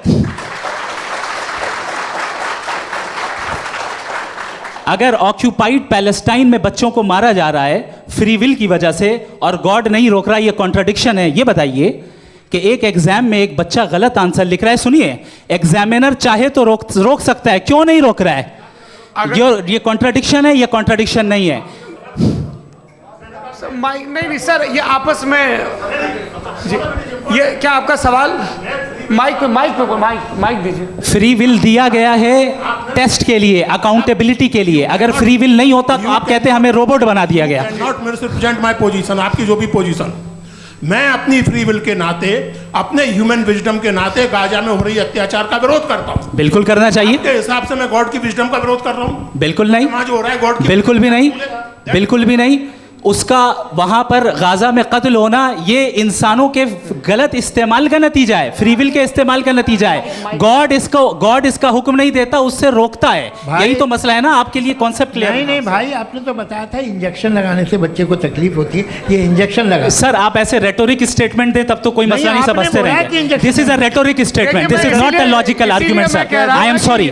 आखिरी 30 मिनट बड़े मुश्किल होने वाले हैं जी। मुफ्ती साहब आगे बैठे हैं, इनको माइक दीजिए। हाँ तरुण, माइक आप अपने पास रखिए, आपको कैमरे का फ्रेम पता है जी। सबसे पहले दोनों को मुबारकबाद। एक सर अपना आप नाम बता दें। आप अमेरिका में शिकागो में रहते हैं, इतना मुझे याद है। बताया आप, यासिर नदीम अलवाजदी मेरा नाम है। जावेद सर, आपसे एक क्वेश्चन है इन्फिनिट रिग्रेस के ताल्लुक से। एक हाइपोथेटिकल सिनेरियो है, मसलन अगर आप सर माइक थोड़ा सा प्लीज क्लोज रखिए जी। अगर आप शायर इसलिए हैं कि आपके कोई उस्ताद शायर थे, और वो इसलिए शायर थे कि उनके कोई उस्ताद शायर थे, और इसी तरीके से हम माजी में पीछे चलते चलते चले जाएं और कहीं ना रुके, तो माफ़ कीजिएगा आप कभी शायर नहीं हो सकते। लेकिन आप शायर हैं, आपका शायर एग्जिस्ट करता है, इसका मतलब ये है कि आप कहीं ना कहीं रुके हैं। तो मेरा सवाल ये है कि क्या आप इन्फिनिट रिग्रेस ऑफ कॉजेस को लॉजिकल फैलेसी मानते हैं या नहीं मानते? हाँ या ना? मैं इन्हें लॉजिकल फैलेसी नहीं मानता हूँ, लेकिन मेरा प्रॉब्लम यह है कि जब मैं नहीं मानता हूँ तो I will continue with this logic जो फैलेसी नहीं हो। आप एक जगह रुक जाते हैं जाके, आप कहते हैं ये गेंद कैसे बनी, ये जजीरा कैसे बना, ये समंदर कैसे बना, ये ज़मीन कैसे बनी, और अचानक गॉड पे जाके आपको ब्रेक लग जाता है। एक बार आप सवाल नहीं करते कि भाई इनको बनाने वाला तो इनसे भी कॉम्प्लिकेटेड होगा, वो कैसे बना, उसके बारे में आपने इत्मीनान कर लिया, वो हमेशा से है। तो अगर आप उसे हमेशा से मानते हैं तो फिर ये मान लीजिए कि कायनात हमेशा से, क्या तकलीफ? फिर हम वजूद में नहीं आते जी है। हम मौजूद नहीं। अच्छा सर क्यों नहीं होता? मैं बताऊँ प्लीज। जैसे मैंने मिसाल दी आपके शेर, आपका शेर कभी वजूद में ना आता अगर शायर इसी तरह चलते रहते हमेशा जी। माइक मेरे ख्याल से एक इन्फिनिट रिग्रेस का कॉन्सेप्ट क्लियर नहीं हो पाया। सर रहने दें, लेट्स मूव ऑन सर। ठीक है। हाँ थोड़ा सा मॉडरेटर का भी ख्याल रखें। नहीं आपने तो रखा है, आपने रखा है। यहाँ पे गौहर रजा साहब हैं, वो भी एक सवाल पूछना चाहते हैं। माइक नीचे से ऑन कर दिए, नीचे। पहले तो ये कह दूं कि मैं उन बच्चों से शर्मिंदा हूं जिनको गज़ा में कत्ल किया गया, क्योंकि हमारे होते हुए कत्ल किया गया। लेकिन उससे ज़्यादा शर्मिंदगी इस बात से हुई कि मुझे लगा कि मुफ्ती साहब उसको जस्टिफाई कर रहे हैं। बिल्कुल भी नहीं, आप बहुत ही गलत। मुझे लगा मैं गलत हो सकता हूँ। बिल्कुल गलत। मैं सवाल पूछ रहा हूँ, मैं सवाल पूछ रहा हूँ। मैं जावेद भाई से डिसएग्री करता हूँ। एक सेकंड देखिए, अगर देखिए ऐसा, एक सेकंड आप सर, वेट, अरे आप कुछ मेरे पहले मुझे अपनी बात कह लेने दीजिए। अगर ऑडियंस तय करेगी तो फिर मॉडरेटर का मतलब नहीं। मेरा आप सबसे ये कहना है, ये बहस दो लोगों के बीच में है, एक तरफ मुफ्ती साहब, एक तरफ जावेद साहब। पिछले 1.5 घंटे से ये लोग अपने अपने तर्क रख रहे हैं। आपकी इनसे इत्तेफाकी हो सकती है, ना इत्तेफाकी हो सकती है। मेरे उस्ताद मुझे सिखा गए हैं कि मुखामुखम में असहमति की गुंजाइश बची रहनी चाहिए। अगर मैं आपकी बहुत इज्जत करता हूँ गौहर साहब, आपने जो कमाल की किताबें लिखी, साइंटिफिक टेम्परामेंट, लेकिन मेरी ये गुजारिश है आप सबसे कि यदि आप इन लोगों ने जो बोला उन पर टिप्पणियाँ करेंगे तो ना वक्त की पाबंदी रहेगी, ना वो अनुशासन। आप सवाल पूछ लें, उस सवाल में जो बात आ जाए वो आ जाए। मैं जावेद साहब से डिसएग्री करता हूँ, इसलिए जावेद साहब से सवाल पूछ रहा हूँ। आपका सवाल जावेद अख्तर साहब से। और सवाल ये है मेरा कि जावेद साहब ने कई बार लॉजिक का इस्तेमाल किया कि साइंस में लॉजिक है और रिलीजन में लॉजिक नहीं है। मेरा ख्याल ये है कि रिलीजन में भी लॉजिक है, लेकिन उस लॉजिक की बेसिस ये है कि आप रुक जाते हैं, जिसका जिक्र जावेद साहब ने बार बार किया, यानी खुदा के तसव्वुर पे आते हुए, गॉड के तसव्वुर पे आते हुए रुक जाते हैं।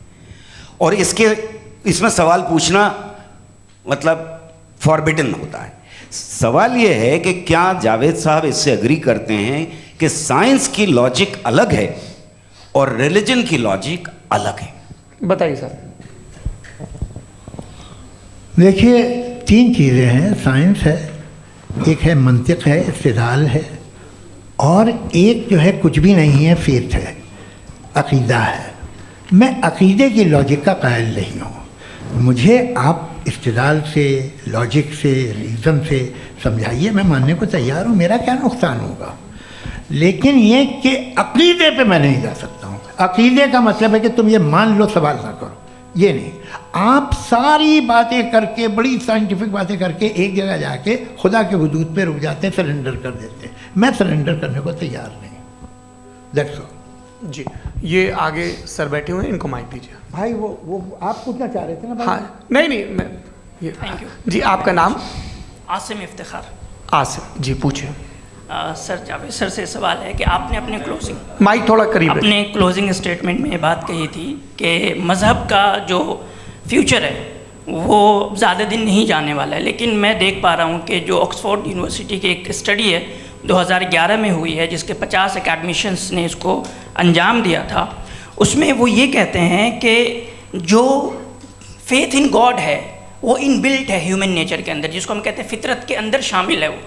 और वो ये कहते हैं कि अगर कोई ये समझता है कि मज़हब को वो ख़त्म कर देगा तो ये उसकी गलत फहमी है।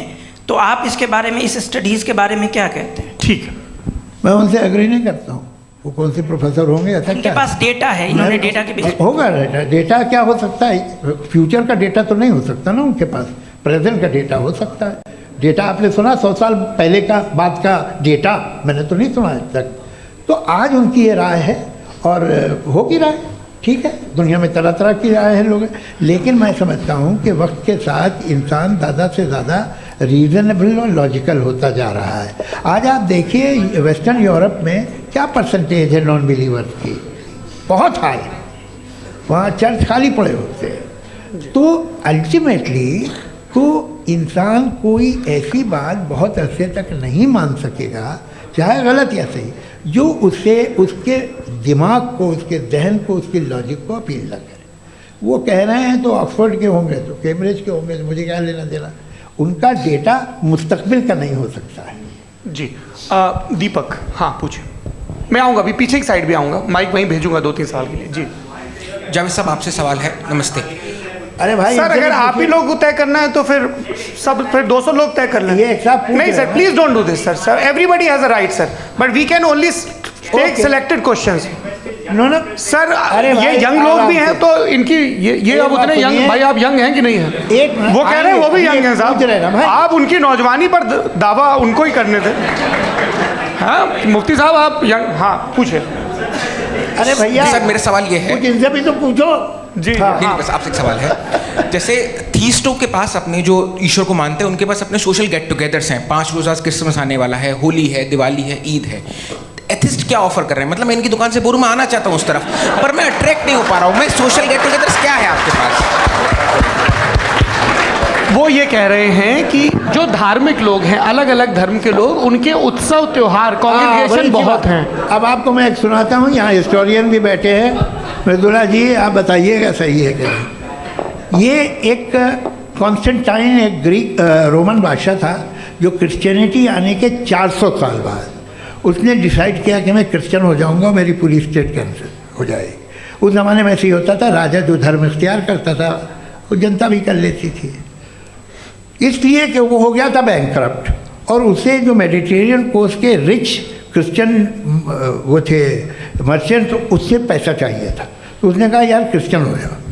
तो उसने अपने वजीर से कहा कि भाई ये हिस्ट्री है कि अब हम लोग क्रिश्चियन हो जाते हैं। पहले सर हो जाएंगे, कोई प्रॉब्लम नहीं है, लेकिन एक प्रॉब्लम ये है कि 17 दिसंबर से 25 दिसंबर तक जो पेगन फेस्टिवल होता, जो पेगन जो फेस्टिवल होता है वो बंद हो जाएगा, इसलिए कि हम क्रिश्चियन हो गए तो होगा नहीं। तो वो बच्चों को बहुत बुरा लगेगा, पब्लिक को वो बहुत इन्जॉय करते हैं, ख़ासतौर से 25 को मेन डे। तो उसने कहा ये तो सही कह रहे हो, ये जीसस क्राइस्ट की पैदाइश कब थी? कहते साहब वो अप्रैल में थी। नहीं कट करो, वो 25 दिसंबर को है। ये हकीकत है जी। और 400 साल बाद क्रिश्चियनिटी के अप्रैल से दिसंबर ले आए, और इसलिए कि यहाँ पेगन फेस्टिवल होता था। अब मनाते हैं आप आराम से। ये जो सारे फेस्टिवल हैं ये रिलीजन से, हर एक को एक इंटरटेनमेंट डिपार्टमेंट चाहिए होता है अपनी कंपनी चलाने के लिए। तो ये रिलीजन ने, ये सेकुलर त्यौहार थे जिन्हें रिलीजन्स ने ले लिया है। ये मौसम के थे, फसलों के थे, किसानों के थे, उसको आपने लेके रिलीजियस रंग दे दिया।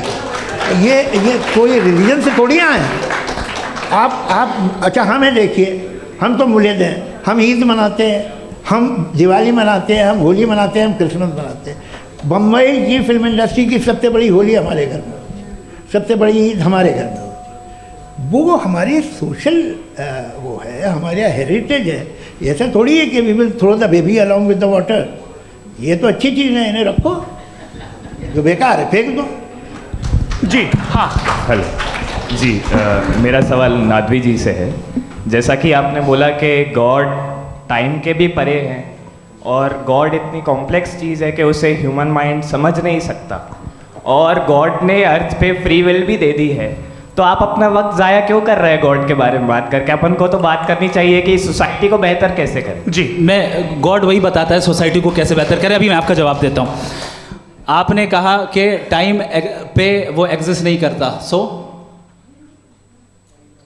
मेरा सवाल ये है कि जैसा आपने बोला कि गॉड बहुत ही कॉम्प्लेक्स चीज़ है। मैंने कहा ही नहीं कि कॉम्प्लेक्स है, तो आपके अल्फाज हैं। कॉम्प्लेक्स का लफ्ज़ गॉड के लिए सुइटेबल नहीं है। क्यों? क्योंकि कॉम्प्लेक्स वो चीज़ें होती हैं जो ऑब्जेक्ट हो। God is not an object जिसको आप इंस्ट्रूमेंट के जरिए लेबोरेटरी में जाके टेस्ट करें, oh it's very complex. No, वो कोई कार का इंजन नहीं है। वो फिलोसॉफिकली नेसेसरी बीइंग ऐसी बीइंग है जो सिंपल बीइंग है। हाँ, आप उसको मुकम्मल तौर पे उसकी तमाम हिकमतों को जान ले और हर चीज़ को जान ले, ये पॉसिबल नहीं है, क्योंकि वो ऑल वाइज है, आप ऑल वाइज नहीं है, और वो खुदा है, वो आपको सारी चीज़ें बता दे, ये ज़रूरी नहीं। मेरा सवाल ये नहीं था, मेरा सवाल ये था कि जब गॉड इतना परे है इस दुनिया से कि उसने अर्थ पे फ्री विल भी दी है, हम सब ह्यूमंस की फ्री विल है, और जो सोसाइटी में हो रहा है वो अपन लोग डिसाइड करेंगे, तो अपन लोग डिसाइड नहीं करेंगे ना, अपन लोग डिसाइड नहीं करेंगे। गॉड जो है, गॉड ने वो उसकी ज़ात, उसकी एग्जिस्टेंस टाइम एंड स्पेस से परे है, लेकिन वो हमारा टेस्ट ले रहा है और उसी गॉड ने हमें बताया कि तुम्हें क्या करना है क्या नहीं करना है, तो जाहिर उस गॉड की बात सुनेंगे ना हम। जी, वो पीछे एक चश्मा लगाए जो मैम खड़ी हैं, उनको दीजिए। हाँ आप जी जी बिल्कुल आएंगे। देखिए मैं कोशिश कर रहा हूँ सब तरफ जाने की। हाँ उनको दीजिए माइक। जी हेलो सर, मैं ओमनी प्रेजेंट नहीं हूँ, टाइम पाबंद हूँ और जहाँ तक कोशिश कर सकता हूँ करूँगा। जी, अपना नाम बताइए। मेरा नाम उर्सुला है, मैं दिल्ली यूनिवर्सिटी की एक स्टूडेंट हूँ और मैं स्टूडेंट फेडरेशन ऑफ इंडिया से हूँ।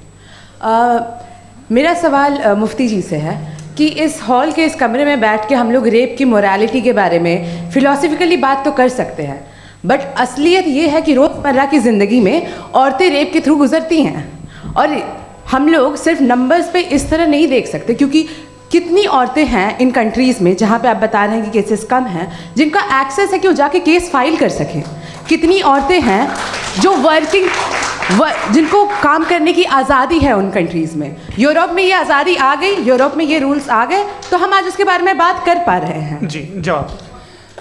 आपने ये कहा कि कमरे में बंद होकर हम लोग इस पर फिलोसफिकली बात कर सकते हैं, लेकिन हकीकत में क्या हो रहा है, वो ग्राउंड लेवल पे क्या हो रहा है जो बहुत गलत हो रहा है, और वो सफ़र कर रही हैं। आई एग्री, बहुत गलत हो रहा है, और जो गलत हो रहा है उसको हमें रोकना है। और क्यों रोकना है, वो गलत क्यों है, हमारे पास इसका ऑब्जेक्टिव फाउंडेशन है, इनके पास उसका ऑब्जेक्टिव फाउंडेशन नहीं है। मैं ये कहना चाह रहा हूँ कि जहाँ पे भी जुल्म हो रहा है, जहाँ पे भी औरत पे जुल्म हो रहा है, या उसकी इज्जत लूटी जा रही है, या उसे तकलीफ पहुँचाई जा रही है, और सिर्फ औरत नहीं, किसी इंसान के ऊपर भी जुल्म हो रहा है, तो उसके खिलाफ खड़ा होना, ये मॉरलिटी हमारे पास गॉड के पास से आई है। वरना जावेद साहब तो कह रहे हैं कि जो है मेजॉरिटी डिसाइड करेगी, तो मेजॉरिटी तो कभी भी बदल सकती है। क्या आप ये थोड़ी सी आपको गलतफहमी है। मैं अगर मेरे जुमले से ये मदना निकला या मैंने कहा, तो ये जुमला मैं वापस लेता हूँ। ये मेरा मतलब ही नहीं था कि मेजॉरिटी डिसाइड करेगी। मेजॉरिटी डिसाइड करे तो दुनिया में बड़ी, वैसे आपने कहा था ये जुमला। अच्छा, हो सकता है, मैं मान रहा हूँ, बाद में रिकैप कर लेंगे। अरे एक सेकंड, मैं अपनी एक्सप्लेनेशन दे रहा हूँ। मुनासिब बात यह है कि हम सब के सब दिल में जानते हैं कि क्या अच्छा है क्या बुरा है, हमें पता है अच्छी तरह से। जो लोग बुरे काम करते हैं उन्हें भी मालूम अच्छा क्या है। यही तो सवाल था हजरत, कि फिर ये मोरालिटी आई कहाँ से? Cross examination. हाँ जी, हाँ। मोरालिटी साथ रहने की डिजायर से आई है। यानी साथ रहकर जो कुछ कह दे, जो कुछ कर दे, वो हो जाएगा? नहीं नहीं, तो आप कायदे से रही कर सकते हैं जब तक लोगों में मोरालिटी हो, वरना क्यास हो जाएगा। ये आपको कैसे पता? जी, हमने देखा ना, जहाँ मोरालिटी का क्यास हो गया, हम देखते हैं। कहाँ पे देखते भाई?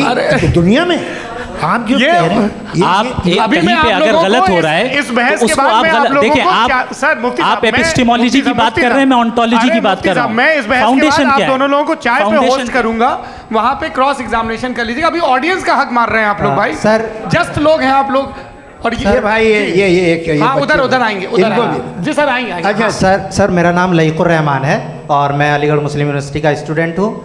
और जहाँ तक मुझे पता है कि sir you are also product of Aligarh Muslim University. मैं भी उसी चमन का बुलबुल। हाँ सर, तो बहुत खुशी हुई मुझे जान करके कि मैं आपसे मिलूँगा। सवाल सर, मेरा सवाल यह है, सर सैयद अलैहि रहमा का नज़रिया ये था कि खुदा के वजूद को अक़ल के दायरे में रह कर के तलाश करना, न कि पूरी तौर से उसका इनकार कर देना। Sir, how will you define it? नहीं, तो ये तो आप इन्हें बताइए। ये सवाल आपसे खुदा का वजूद साबित कर रहे हैं। नहीं तो सर, आपने इनकार कर रखा है, इस वजह से मेरा क्वेश्चन। उन्होंने यही एक सेकंड, सर सैयद ने यही कहा ना कि अक्ल से आप खुदा के वजूद को साबित नहीं कर सकते, यही कहा ना भाई। वो उन्होंने कहा कर सकते हैं और वो कर दिया गया आज। वो फोन दो। तलाश करना या साबित करना अक्ल से नहीं हो सकता। अरे सवाल तो सुन लीजिए जी। अक्ल से नहीं हो सकता है, यही कहा ना आपने। अक्ल से हो सकता है। अरे वो यही कह रहे हैं भाई, आप बता रहे हो सकता है, वो तो कुछ और। आप अगर सर देखो नौजवान फोन ले लो, वो इतनी कमाल की यूनिवर्सिटी है। अरे भाई दे दो ना जरा, एक मिनट दे दो भाई, मेरी बात सुनो, माइक पे बोलो ताकि जो लाखों लोग देख रहे हैं। माइक दे दो ना। अरे देंगे ना माइक, तुम ठहरो तो। हाँ सर, मेरा सवाल ये था कि सर सैयद अलैहि रहमा का एक नज़रिया था अपना कि खुदा का जो वजूद है उसको अक़ल के दायरे में रह कर के तलाश करना है, न कि पूरे तौर से इनकार कर देना है। ये उनका कॉन्सेप्ट था। लेकिन मेरा सवाल ये है कि आप इसको कैसे डिफाइन करते हैं, एक्सप्लेन कैसे करेंगे? मैं आपसे जानना चाहता हूँ, क्योंकि you are the product of Aligarh Muslim University. मुझे अक़ल के दायरे में रख के मैंने बहुत तलाश की, मुझे मिला नहीं। हाँ, ये इधर वो चश्मा लगाए जो, हाँ उनको दे दीजिए। जी जी फटाफट पूछिए, बस 5 मिनट है, 5 मिनट में खत्म हो रहा है। हाँ अस्सलाम वालेकुम मुफ्ती साहब। एंड मेरा सवाल जावेद अख्तर साहब से। क्या नाम है आपका? अरे भैया सब मुझे क्या पूछ रहे हो? फैज पूछिए फैज साहब। तो मेरा सवाल ये है कि अभी जो एथियस्ट है वो problem of evil argument use कर रहे हैं अगेंस्ट मुस्लिम्स, राइट? कि इस दुनिया में इतना सारा ईवल है और अगेंस्ट मुस्लिम तो यहाँ अगेंस्ट थियस्ट। हाँ थोड़ा सा करेक्ट कर लीजिए भाई, पूरी मशक्कत ही इसी बात की थी कि किसी एक मजहब पे बात ना टिके। जी, तो बेसिकली ये आर्ग्यूमेंट ऐसा है कि इस दुनिया में इतना ज़्यादा ईवल एग्जिस्ट करता है और अगर एक ऑल गुड गॉड है तो वो रोकता क्यों नहीं है? लेकिन इस सवाल में एक हिडन अजम्पशन ये है कि इस दुनिया में ईवल एग्जिस्ट करता है। अब एथियस्ट ये कैसे ऑन्टोलॉजिकली प्रूव कर सकते हैं कि इस दुनिया में ईवल एग्जिस्ट करता है? मैं आपको बताता हूँ, थोड़ा सा समझा। नहीं सर हम लोग इनको सुनने आए। नहीं please don't do that. I want to explain ontologically. नहीं हम समझ गए सर, इनको अब जवाब देने दीजिए। अच्छा सवाल पूछ लो। मैं अभी तक क्या था वो मैं थोड़ा सा ऐड ऑन कर लेता हूँ। तुम गुरु, तो हम जब इसका राउंड 13 करेंगे ना तब तुमको स्टेज पे बिठाएंगे। जी तो हाँ जल्दी से। तो देखिए एथियज्म के हिसाब से सब कुछ रैंडमली बन गया है, सब कुछ एटम्स और मॉलिक्यूल्स है। एक पत्थर में और मुझ में सिर्फ इतना फर्क है कि हम लोग एटम्स और मॉलिक्यूल्स का अलग अलग रीअरेंजमेंट है। अब एक पत्थर को कोई इंसान तलवार से 2 टुकड़ों में काट दे या मुझे, according to atheism it is same. There is no evil and good according to atheism. जी अच्छा फैज साहब का सवाल ये है कि हाँ कोशिश भी करते तो इससे गलत सवाल नहीं कर पाते। एक लाइफ फॉर्म है और लाइफ फॉर्म में फीलिंग्स हैं, मतलब लाइफ फॉर्म सुनता है, देखता है, टेस्ट कर सकता है, फील कर सकता है। तो उसकी ये जो क्वालिटी इस बबल में आ गई हैं वो जानवर में भी है, इंसान में भी है। तो जाहिर है कि उसे कोई तकलीफ पहुंचेगी, तो चूंकि उसके पास वो सेंसिटिविटी है तो मैं करेगा। पत्थर में वो सेंसिटिविटी नहीं है। तो ये क्या सवाल हुआ कि अगर पत्थर को काटा तो पत्थर को तकलीफ नहीं होती, तो आपको काटे तो आपको क्यों तकलीफ हो? बैठ जाइए। जी हाँ अगला सवाल। हाँ पूछे जी जावेद अख्तर साहब। अरे भैया सब आप लोग मुफ्ती साहब को छोड़ रहे हैं, तो मेरे ही पीछे पड़े हैं क्या? चलो बोलो भाई। You asked how God can exist when children die in Gaza. Huh? You asked how God can exist when children die in Gaza, and you also mentioned the rise of atheism in Europe. But the same events also are leading many atheists and non-believers to turn towards faith. How do you interpret this contradiction, where suffering pushes some away from God, yet brings others closer to belief? देखिए आपको एक बात बताऊं, दुनिया perfect तो कहीं भी नहीं है, हर जगह कुछ खामियां हैं। बेटा 1 मिनट, मैं आप ही को कहेंगे। देखो वो तो कुछ खामियां, कमज़ोरियां, खराबियां सब जगह है। लेकिन अगर देखोगे ईमानदारी से कि दुनिया सबसे ज़्यादा महज़ब कहाँ है, एक आम शहरी को कहाँ हुकूक हासिल हैं, वो बोल सकता है, अपनी मर्ज़ी से काम कर सकता है, अपनी मर्ज़ी से राय दे सकता है, हुकूमत के ख़िलाफ़ बोल सकता है, बरसरे इक़्तिदार लोगों के बारे में बोल सकता है, सरमायादारों के ख़िलाफ़ बोल सकता है। तो आपको ये स्कैंडिनेवियन कंट्रीज़ में मिलेगा, वेस्टर्न यूरोप में मिलेगा। मैं नहीं कह रहा वो परफेक्ट है, बिल्कुल नहीं, वहाँ बहुत ख़राबियाँ भी हैं, परफेक्ट तो कोई। लेकिन जिन मुल्कों में, लैटिन अमेरिका देखो, गल्फ देखो, वहाँ पर आपको ये ज़रूर है कि रेप नहीं होते होंगे। रेप की ज़रूरत क्या है भाई? उसको तो ख़रीद लो, घर में रखो, सड़क पर रेप करने की क्या ज़रूरत है? मगर सुनिए, मगर हकीकत ये है कि वहाँ शख्सी आज़ादी राय देने की, बोलने की नहीं है। जी ये एक आखिरी सवाल मुफ्ती साहब से। हाँ मैम इनको माइक दीजिए। शुक्रिया। मेरा नाम मनीषा है, मैं हरियाणा से आई हूँ। मैं मुफ्ती साहब से एक बात पूछना चाहती हूँ। आप बार बार जावेद साहब को कॉन्ट्राडिक्ट तो कर रहे हैं कि आपने ये कहा, लेकिन आप भी अजम्पशंस के बेसिस पे बात कर रहे हैं।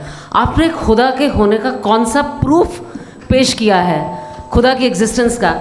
अब इस सवाल को अलग रहने दीजिए, कौन एथीस्ट है कौन नहीं है। और दूसरी बात जो आपने एक छोटी सी कही थी कि ये फ्री विल का इस्तेमाल करता है इंसान अपनी, लेकिन इस फ्री विल का इस्तेमाल में मतलब खुदा ने ये दे दी सबको ये इजाज़त कि वो कितना घिनौनापन और कितने ज़्यादा ख़राब से ख़राब तरीके इस्तेमाल कर सकते हैं। जवाब सुनते जी।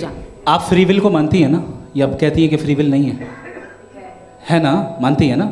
तो अब आपके पास इसका कोई एक्सप्लेनेशन नहीं है कि अगर एक इंसान उस फ्री विल का इस्तेमाल करके गलत काम कर रहा है और बच के अच्छी ज़िंदगी गुजार के निकल जा रहा है, उसका कोई रिकम्पेंस नहीं है। हमारे वर्ल्ड व्यू में जो इंसान गलत काम कर रहा है उसको भी रिकॉम्पेंस यानी उसका बुरा बदला मिलना है, और जो सही काम कर रहा है उसको सही बदला मिलना है। लिहाजा जो फ्री विल है वो इस तरीके से है कि एक लिमिटेड टाइम तक खुदा ने मोहलत दी है। ऐसा नहीं कि छूट दे दी, जो करना है करते रहो हमेशा। वक्त आएगा जब एग्जाम का टाइम खत्म होगा तब रिजल्ट आएगा, दौराने एग्जाम जबरदस्ती आपको नहीं बताया जाएगा। अरे भाई एक सेकंड, जी एक सवाल मुफ्ती साहब से मेरा सर सर मैं मुफ्ती साहब से जी हाँ रुक जाइए, आपसे फोन आप इसके बाद आपसे यही रहेंगे वो। हाँ बोलिए। मैं मुफ्ती साहब एक ही सवाल करता हूँ कि अगर जो हो रहा है फ्री विल से हो रहा है और एक दिन बरोज़ क़यामत इंसाफ होगा मैशर में वगैरह वगैरह, तो दुआ क्यों मांगते हैं लोग? दुआ मांगते हैं इसके मतलब है अभी भी उसने ये डिपार्टमेंट रखा है कि मैं रोज़मर्रा की ज़िंदगी में बिल्कुल बिल्कुल ही कैन। तो तुम कैन हो, तुम मुझे नौकरी दिला देते हो, मेरे बेटे को ग्रीन कार्ड दिला देते हो, और 45,000 बच्चे मरते उन्हें रोकते नहीं हो। नहीं तो क्या आप ये कह रहे हैं कि इस दुनिया में जालिमों को कभी पकड़ ही नहीं होती है? अरे जो भी पकड़ होगी वो बच्चे रोते हैं। बिल्कुल देखिए, मैंने अपने ओपनिंग स्टेटमेंट में यही कहा था कि जनाब जावेद साहब सिर्फ इमोशनल आर्गुमेंट देंगे। This is an emotional argument. ये छोटे मोटे इसके पीछे का रीजन मैंने बताया क्या है। देखिए मैं बार-बार यहाँ पर मैंने बताया मंच से आप लोगों को सज्जनों इसलिए कह रहा हूँ ताकि थोड़ा सा आपके कॉन्शियंस पे जोर रहे कि आपको ऑर्डर बचा के रखना है। वक्त तय हुआ था, ये वक्त पूरा हुआ, आपने इतने धैर्यपूर्वक सुना, मैं आप सबका बहुत बहुत शुक्रगुजार हूँ। यदि इन दोनों विद्वानों की इच्छा होगी तो कभी हम इस बातचीत का राउंड 2, राउंड 3, यही तो देखिए खूबी है इंसान की कि बहस मुबाहसे में वो पड़ा रहता है। आप लोगों ने बड़े धैर्य का परिचय दिया, बहुत बहुत शुक्रिया। इसी के साथ ये बातचीत यहाँ पे समाप्त होती है। मैं एक बात बता दूँ, ये सारी बहस हो गई, अब मुफ्ती साहब और बड़े मुफ्ती साहब इन के साथ मैं खाना खाने वाला हूँ।